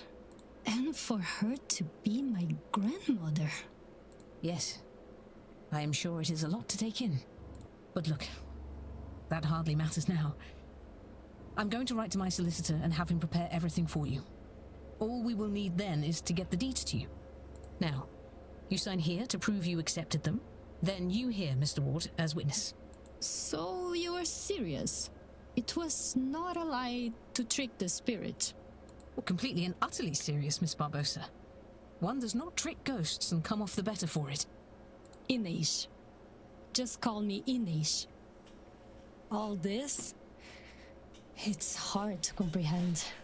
Yeah, Miss Barbosa, you are getting a lot out of this deal. Well, you have the rest of your life to get your head around it, Inez. And now, so do I. My hope, then, would be that Miss Barbosa would be like, well, you've relinquished your money and your lands to me. I don't want to, toss you to the wolves and keep you on as a legal advisor or some shit. And if I am to call you that, then you must call me Quarantine. I've always hated Miss Quinn. If you say so, Quarantine. Plenty of time to get familiar now, yes? Isn't there just? But I think I am done with summoning the damned. I'm going to skip the seance and do something I've not done for some time. Think about the future. Very good. And I now have my father's real name. Seamus O'Connor. As much as I value the lands and wealth, that is the real treasure in all of this. That's true. I haven't actually finished Miss Barbosa's arc, I guess. Miss Quinn will no longer attend the seance. Miss Quinn has removed the generational curse on her family by returning the lands and wealth to those wronged.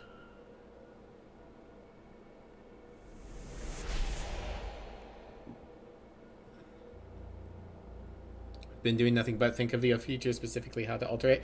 Well, I mean, their future as a living person.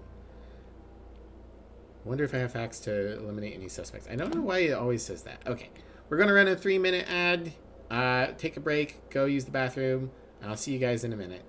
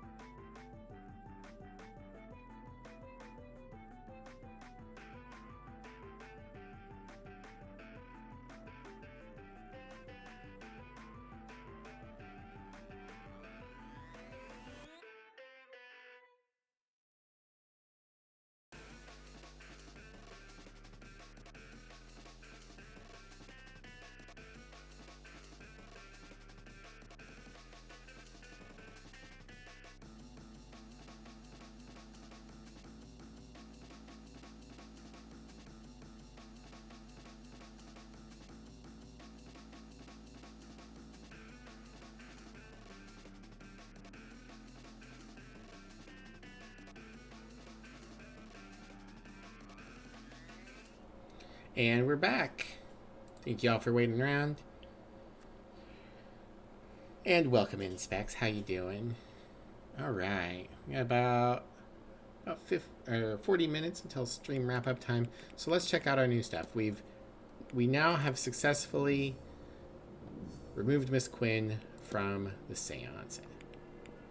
I should discuss these reflections with people, but I'll probably wait a bit. So interesting. We've learned Shay's name, and now you'd think that that would be the end for her, but I guess now we can hypothesize. Maybe there's something left. Inez Barbossa's goal is to start a new life in her father's homeland now that her old life has gone up in flames. Miss Barbosa came here to outrun her criminal records and start a new life in her father's homeland. I should find and confront her about this. Yes, I should confront her about the thing that she told me long ago. You have the food EP? Ah, hell yeah. The ad break gives the streams a very spexy feel. I don't know if that's good or not. I'm going to assume so, because I like specs. Japanese chicken katsu curry. Sounds so good.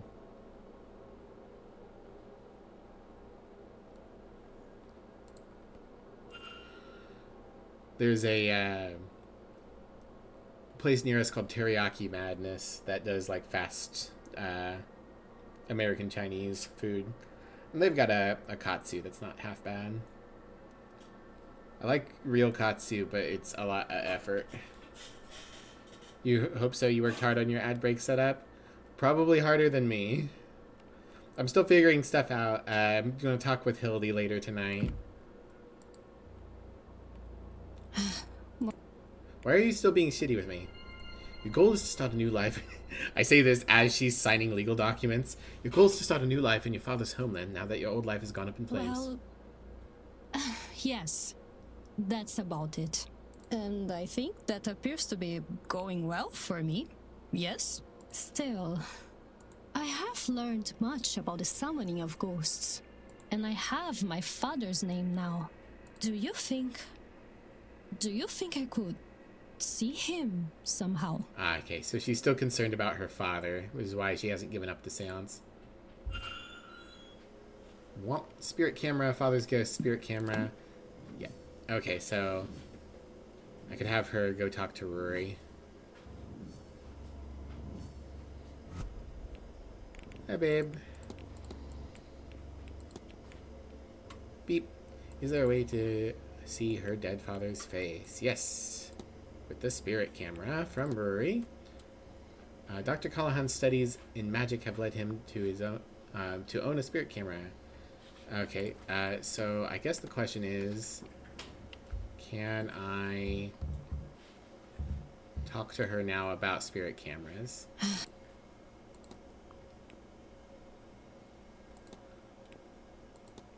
Dr. Callahan has a camera that he's modified for taking pictures of spirits.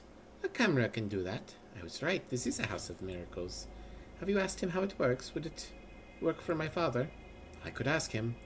Obrigada. Okay, I need to ask Rory. Rory! I think he's still in the bar. I'm glad we made some progress. I was feeling like we were stagnating there for a minute.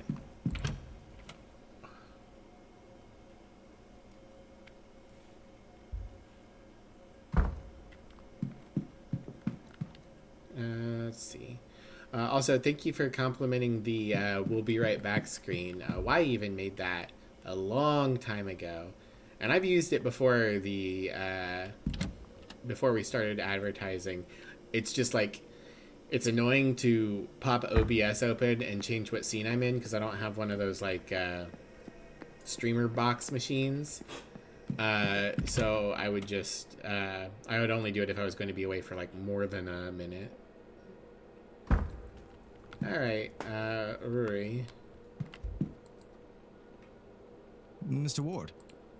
I need you to go take a picture of her father's ghost. Miss Barbosa is after a photograph of her late father. Do you know how I might be able to get something like that? You're looking for spirit photography there. And it just so happens I might well be able to help you. The conversations in this game can sometimes be a little weird if you do them in the wrong order, but that's okay. I will need her father's name to summon him for the photograph. I have it already. His name was Seamus Shea O'Connor. Seamus O'Connor? All right then.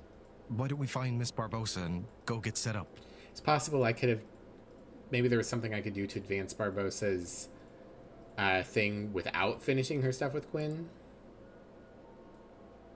Okay. It took me 20 minutes to get a picture, but Ms. Barbosa can get one in like 2 seconds.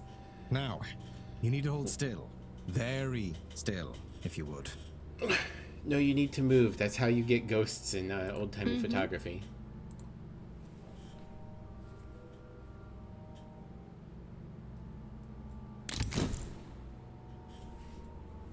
There he is. What a beard.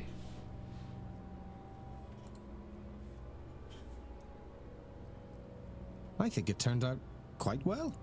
How do you like it? I love it. It's generally understood that the clearer an image one attains, the closer the spirit is to the subject, the more present they are. Which is to say, your father seems to be watching over you. Oh, thank you for this. Really. You're most welcome, Miss Barbosa. Sincerely. Hooray! Uses those words for everyone, doesn't he? Probably.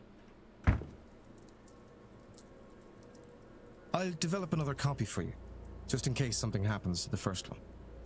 You don't have to do that. Nonsense. It's no trouble. I'll get it to you just as soon as I'm able. Your father's name, I take it he was Irish? He was. That's how I came to be here. And how do you find it now you're here? It would be hard to explain how much this magic house has done for me this day. I'm fucking rich now. And now that I have this image, I feel no desire to attend this seance. What a strange relief that gives me. Miss Barbosa will no longer be attending the seance. With her father's name, picture, and ownership of his old land, Miss Barbosa's new start is ready to begin. Boom. Making progress. Reparations. Mysteries solved. Miss Quinn and Miss Barbosa. Wonder if I've gathered enough facts to eliminate anyone. Why do you keep saying that? Helping people is not eliminating suspects.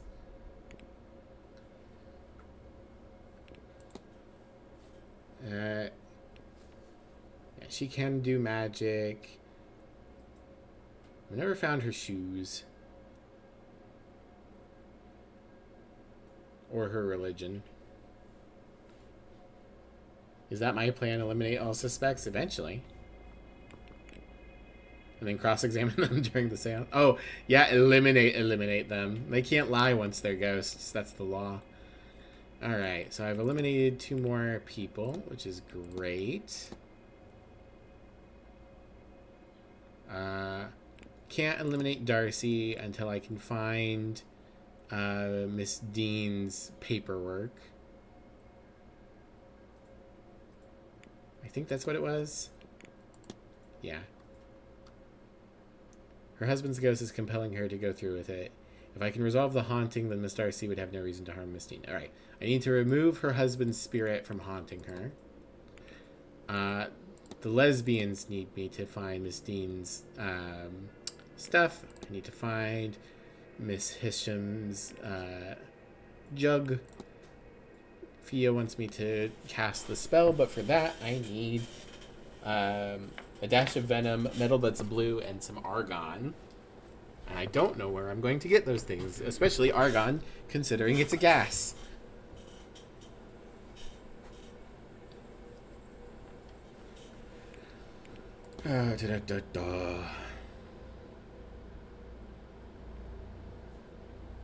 Light bulbs? I guess so. But, like, I haven't had the option to just, like, break open a light bulb.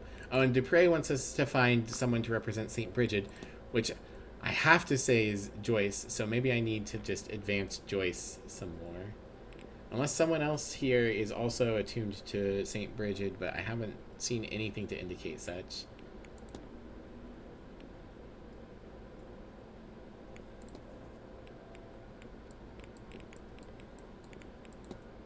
Yeah.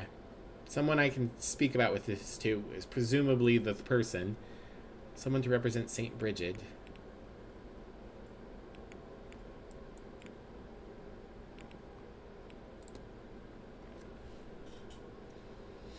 Maybe there's more information to be found on St. Bridget somewhere. But yeah. Okay, well, that's good progress. What do we want to do now? I have 16 minutes until the turning of the hour. I could go in Fia's room, but I don't think that helps me. I wish this exclamation point would go away. No, it does say that she has more stuff in her room. So, I don't believe she's in there right now.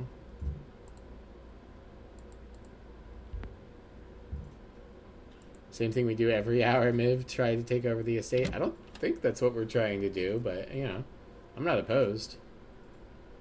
Alright, what have I missed here in Fia's room? There's newspapers. That letter. This letter. I've looked at her shoes already.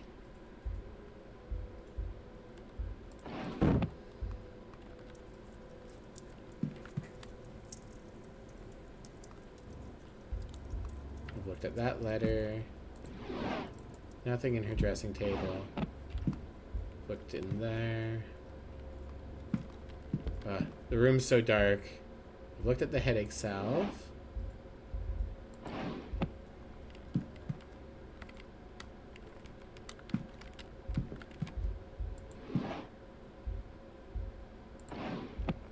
Oh, maybe it is the newspapers. I can't find much else. Titles are both Irish, so I don't know what they say.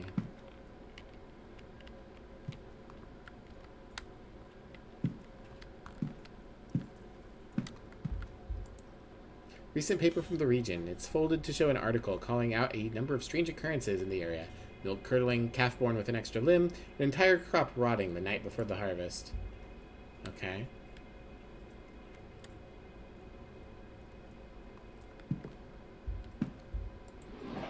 Nothing on the table. It could be that it's lying to me. Again, the game does lie to me from time to time. I can't find... I can't find anything else in here.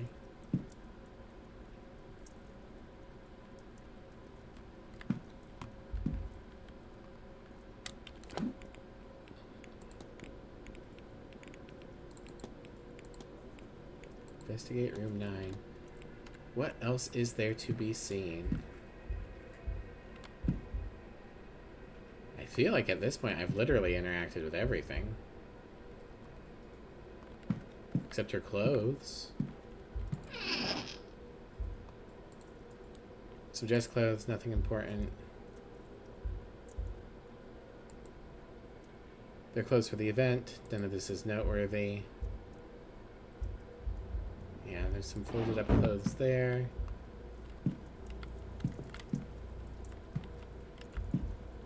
Looked at that. Looked at that. Looked at that.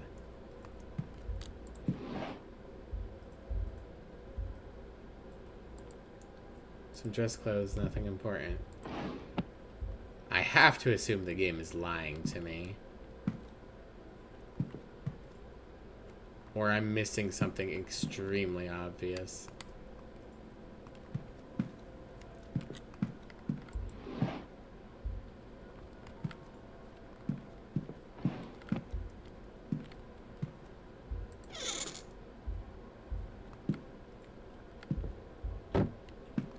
Okay, well.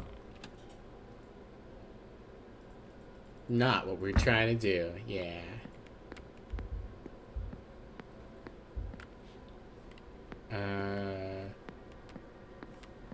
What else can I do with my time? I don't know.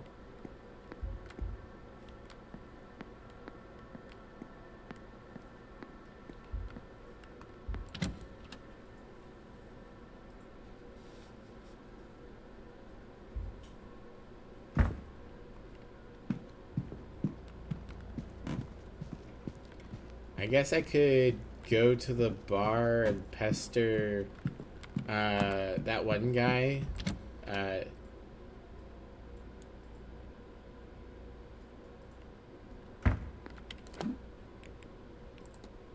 Coventry.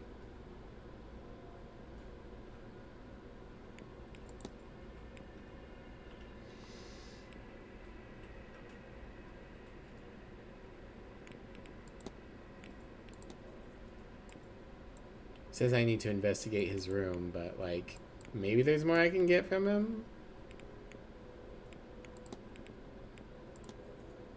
I could go investigate her room. I guess I haven't been there yet. Hisham's room is room 12. She's not there right now, right?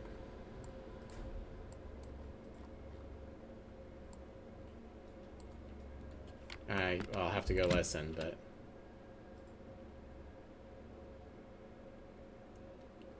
Yeah, you can kind of see these loading screens are a little too long.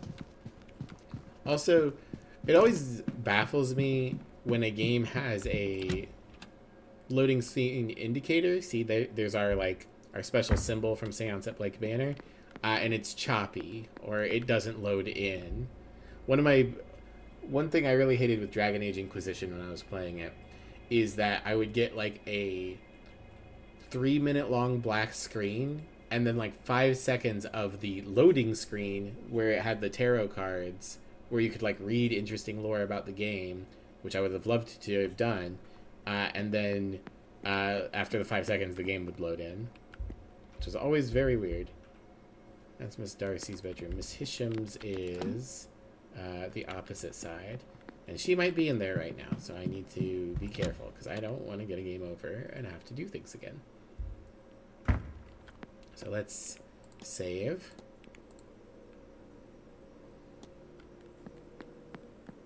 She might not throw me out, but can't hear anything. Doesn't sound like anyone's on the other side. Alright. Why not?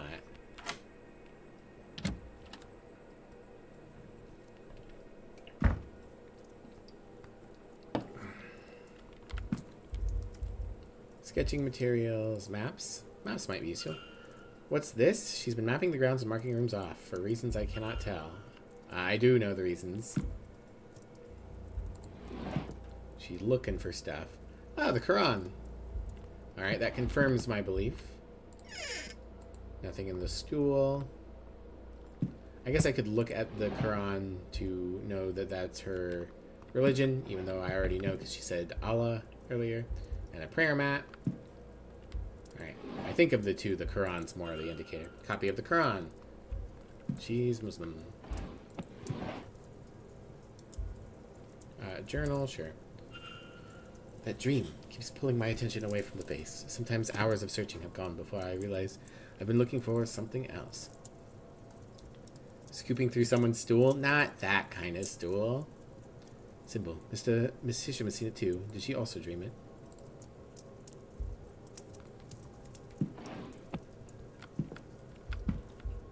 Newspaper, letters. Several scrapped letters that, judging by the handwriting, are written by Miss Hisham. But whatever she's writing, it seems to be in Arabic, and I can't read it. Don't I know? There's her dresses. Her vanity. Nothing in here. Her schedule. Nothing in here. Sure, I'll poke her schedule. Her schedule for the weekend. I've noted it in my timetable. Her shoes. Shoe size appears to be medium. Okay. Is that enough? Have I cleared out? She is Sunni Muslim. I found writings in English in her room. She has medium-sized shoes in her room. Manor maps. Maps of the manor I found in Miss Hisham's room. Some areas are circled. I can discuss it with her. But that's... she's already given me a catacomb map, so... I guess sketching materials. Charcoal and drawing paper. Miss Hisham likes to draw. These are the same materials used to make the vase drawings.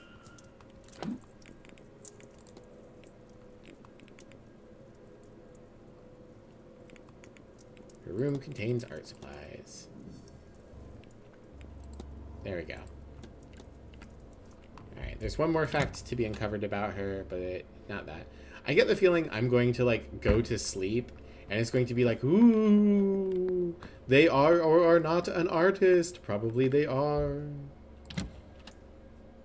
Given that we've been getting art supplies as a notable factor.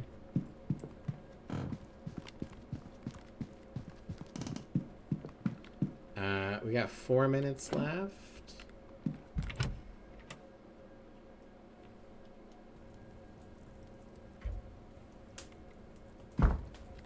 Let's summon Mr. Varley. Hi, Mr. Varley. I'd like to pester you. May I be of service, Mr. Ward?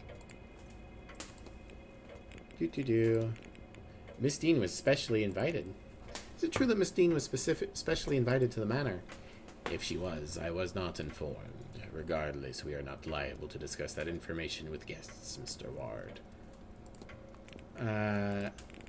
St. Bridget's Cross.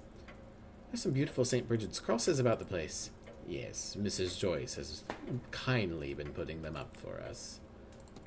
What else can I ask you about? I could ask you about the Seance contract, but I don't really care. I already got that. Don't need to ask you about the catacombs. I could ask you about the complaint. I'm gonna ask about this. Heard you received a letter from the bishop. Whoever you heard that from has no place to discuss such business, and neither do you. Cool.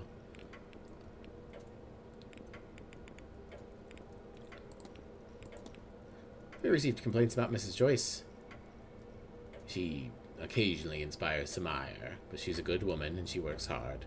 While I would prefer she kept to herself more, at present I have no cause to dismiss her. I need nothing else. Certainly. Okay, goodbye. 7 o'clock. So my hope now... Ding. Dinner. And Cathalomyria is in the gents' changing room to talk to Ivy. Unfortunately, I don't know how to get in the bathroom. Or the bathhouse, rather. So...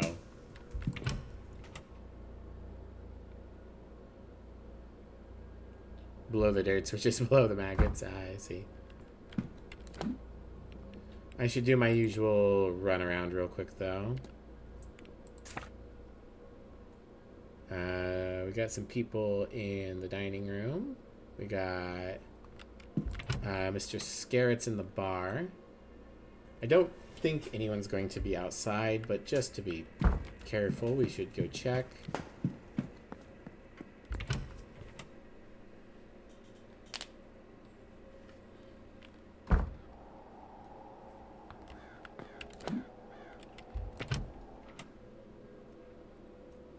My hourly smoking break.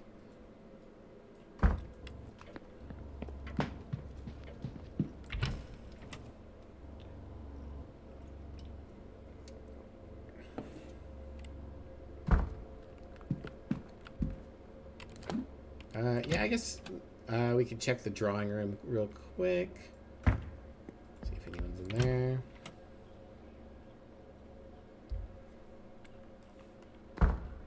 Oh, yep. But I thought you didn't believe in the whole idea. The ghosts, mystics. Aren't you out for us and all our dealings?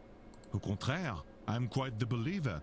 I think you would agree that disproving all this would be quite the task, huh? I am skeptical of this. You're correct. I concern myself with the falsified cases, which I believe to be the majority of cases. But to deny it all, especially in a place such as this, impossible. Is that the same voice actor? Doesn't sound like what I'm used to. Maybe it was a different recording session. That is not what I want to hear.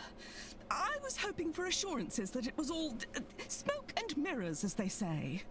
I could have sworn there was someone in my room last night when I was almost asleep, but not the staff even. Some little boy. Oh, interesting. What I want from you is something about mold in the walls, making my brain rot to the point of hallucination. Would a rotting brain be of more comfort? He was a very creepy child. Very interesting. I'll have to ask you about Wallace at some point. But that's not what I'm looking for right now.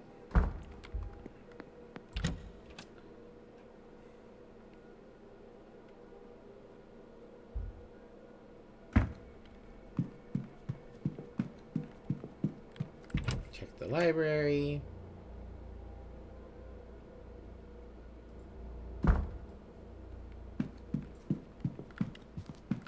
Does not appear that anyone is in here.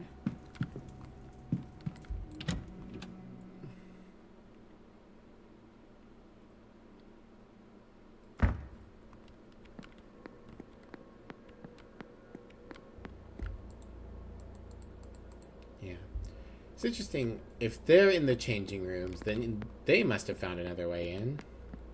Consider how fast Mr. Ward can run. I am quite swift.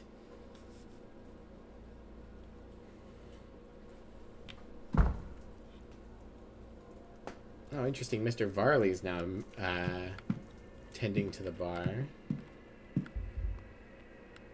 Everything else is the same, but Seamus has been let off for the evening.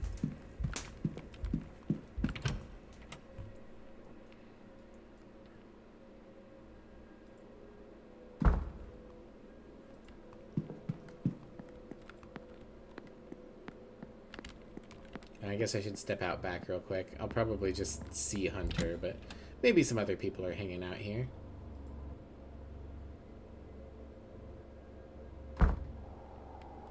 Ah, yeah, I believe that's Mr. Dupre over there. Not another way in, is there? No.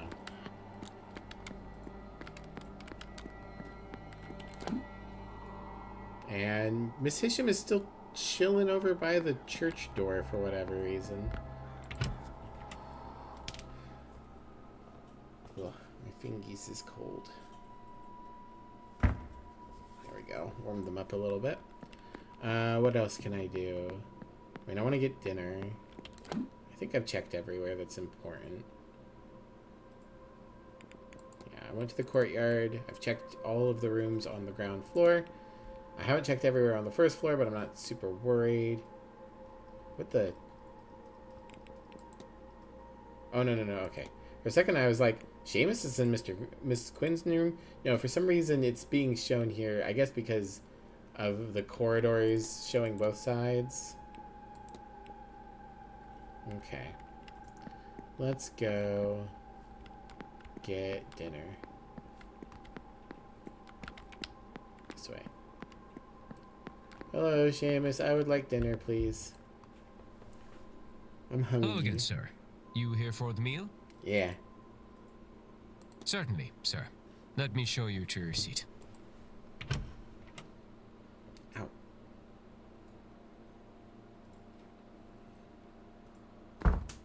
I understand the concern, Signorina. I do... Oh, but Mr. Ward, would you like to join us? I'm mildly amused that she still has the action symbol over her head. We were just talking about, well, whether this seance is such a good idea. You're welcome to join us if you'd like. I've uncovered a fact about Sanat. Sure, join them. I'd be delighted to. Is there doubt about the seance? Si. Signorina Callaghan has concerns about it taking place. If you ask me, Mr. Ward, there's nothing good to come of this. Best to leave these lands be. They're unsettled enough already. White wine. I could say, amica mia, that it's only one spirit. One among many, apprehended for less than an hour. Were it to cause much trouble, I would not do it. This is, of course, a lie. How can I say it is safe when it has not been done before? Of course I would risk this. And the Marquess, he sees value in that risk too. I'm not sure the Marquis knows what's good for him. Ask for Miss Callahan's reasoning. Ask about Miss Montavani's invitation. Interesting. Hopefully I can do both. Am I right to assume that Marquez Blake invited you here himself? Yes. He contacted me directly and insisted I host his seance. He said he had heard of my ability and could settle for no less. How could I refuse that, Signor? And also Or the are you the money. only invited guest? Signor, you offend me. I am the main event, no?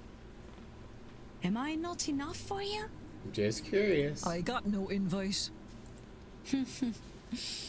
And now, I understand why. Okay, yeah. So I only got to ask one half of that. That's okay. The important thing is that I got a sandwich. Alright. So, the thing I uncovered from that is about Father Sinnot, apparently. In his mid-60s. Why did I only get that now? Ah, from eating dinner, I could tell he was old. Very weird. Very weird game. That's got to be some spaghetti code. Interesting that I'm still missing several facts about her.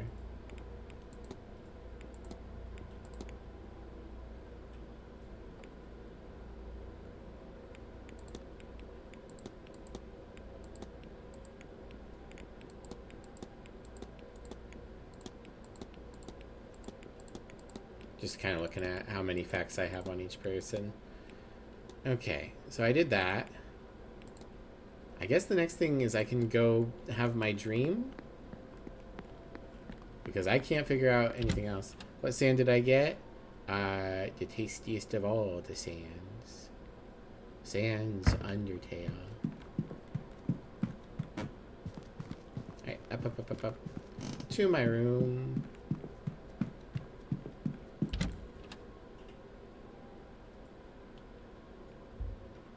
Be good to get some quest progress. If this is how I find out how I was supposed to get into the bathroom, that'll be annoying. But okay. It's peaceful. I can feel my eyelids getting heavy. Seems like music can be used to help get me into the right state of sleep, to have some lucidity during it. It's possible I could return to that strange nightmare I had on the first night here. Given that so many people seem to be experiencing it, I can't rule out the possibility that something of use to my investigation is buried somewhere inside it. There, a visual anchor. If I want to explore the shared dream, then this is the best I have to represent it. Miss Dean's journal. Now to sleep, I say, as if it isn't an insane idea. But if it works, I may learn something about my dream by the time I awake.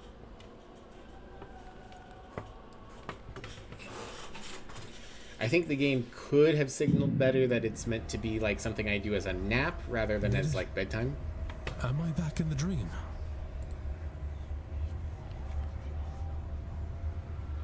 Ah, nice. Ding dong, ding dong, ding dong. We got a picture. A painting. In the place of the sigil from before. That's Sackville Street, back in Dublin. God, I miss Dublin. It is so simple compared to this place.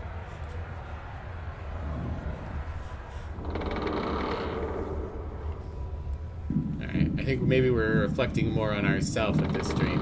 Is allowed.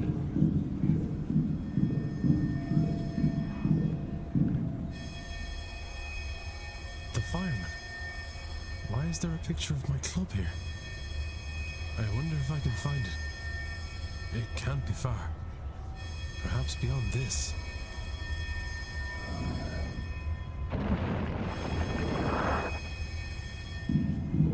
Ding dong, ding dong, ding dong, ding dong. Ding dong, ding dong, ding dong, ding dong. Hey, it's my brother Eamon. Eamon, you dog. Pull up a stool and I'll order you.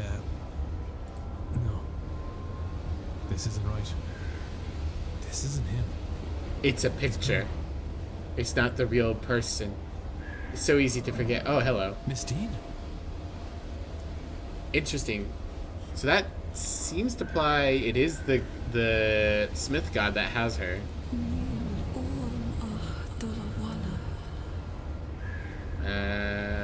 Okay, that seems important. I just want to go home. But every door, every window, every corridor leads to the Seance.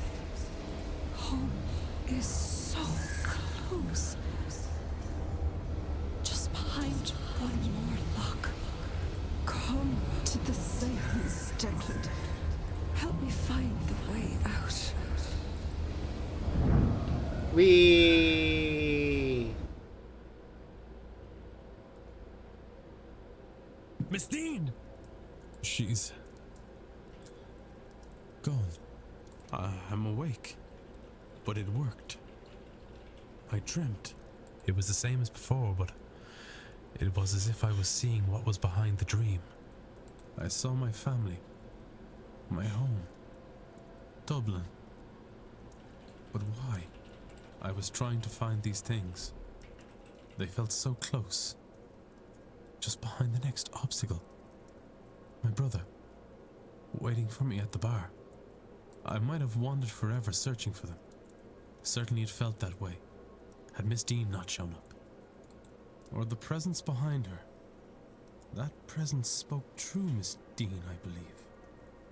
Did it conjure her too? As it did the images of home. Does it want me, or rather all of us, experiencing this dream to attend the seance?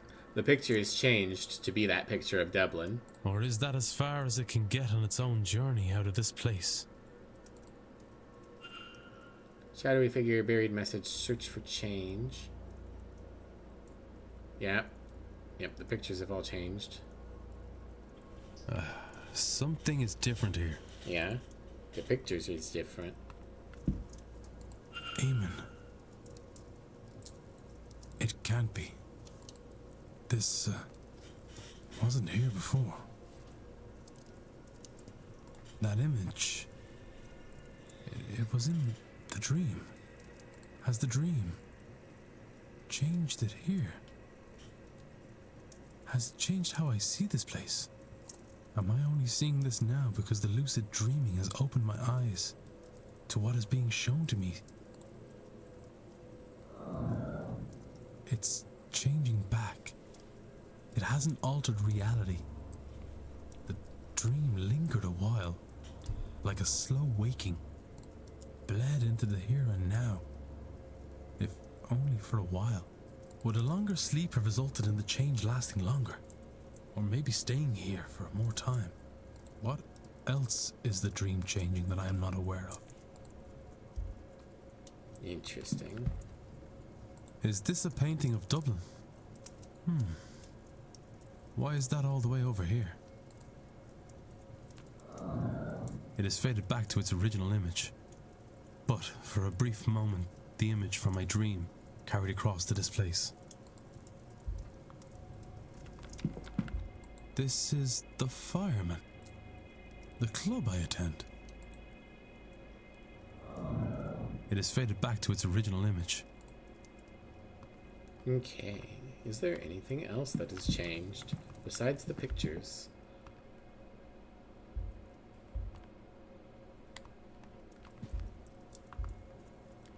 Doesn't seem like it.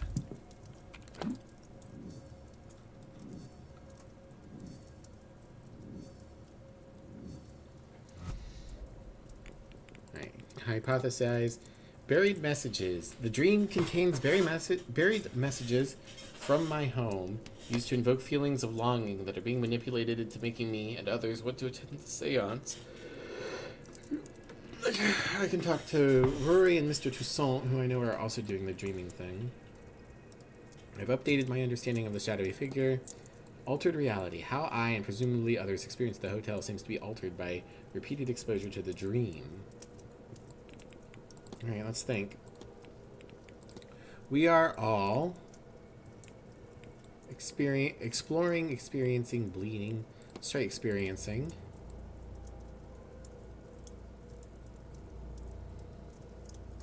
This is a possessive S. A practitioner's dream. Or maybe a shadowy figure's dream. That is bleeding into reality. Might be a shadowy figure's dream. Okay. A shadowy figure's dream. This dream, we feel like we're wandering this place, trying to find a way out. Out to family, out to home. But we cannot. We can only get to the seance. It's blocking us. But it's not really us. There is something at the back of the dream. It's dream. That same entity So we are in its dream, experiencing its desires, its fears. And when we wake, the dream bleeds into our world. For a while, at least. Perhaps longer the more it is experienced. I wasn't aware of the changes at first. I noticed them because I experienced the dream more lucidly than before. It desires doublet? I guess so. I think the idea is that the staff here are all warped by the dream, and that if we stay here long enough, we will likewise be warped into thinking that we are staff, we are members of this thing. Which would explain why none of the others have mentioned the bleed in their journals or conversations. Well, regardless, everything points to the seance. I believe this entity spoke to me. True Miss Dean. It wants us to gather at the seance and help free it. I had a bad feeling about that event before. But now, it's clear that I must stop as many people as possible from attending. Mystery solve the dream. Get out of here, bug. We're experiencing the dream of some entity, and those dreams are seem to bleed into our reality upon waking. Oniromancer. What does the dream mean? So this mystery is resolved. Unfortunately, this mystery does not give us a hint about the culprit. So I still need to find more of Miss Dean's hidden notes, which I have not been able to find.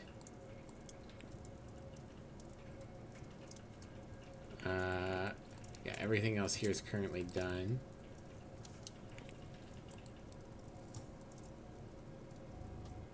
I guess I can ask the lesbians about the blackmail letter, but I don't think that'll give me much. I think I need to ask Miss Dean's invitation to Montavani or the Marquess. My guess is that the Marquess and his son will show up more tomorrow. Oh, you're a bug. Okay. And the haunting. And unfortunately, to find the portal, so described, I believe what I need to do is do more stuff with the well. Because is there a portal here? I gather I should look under the cover of darkness. Like, maybe I can look around more, but I don't think there's that much else I can do here.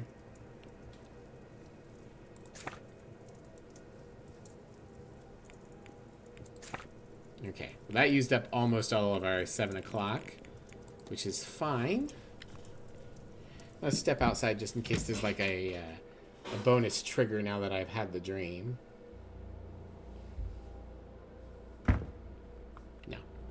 Alright, and then we are going to save the game.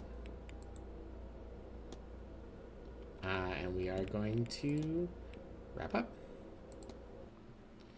Thank you, everybody, for coming out. I hope you had a great time. And again, if you have any feedback about our new dealing with advertisement stuff, please let me know. As always, you can follow me on social media. Follow me on Blue Sky or join the Discord. I always post when I'm going live. Thanks for the stream. Thanks for being here, Hangry. It's always good to see you. And grab yourselves a raid message, and we're going to go raid somebody. I don't know who yet, but we'll figure it out.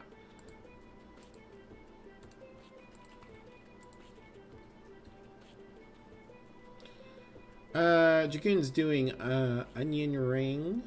Neri's doing Tomodachi Live. We could raid Neri.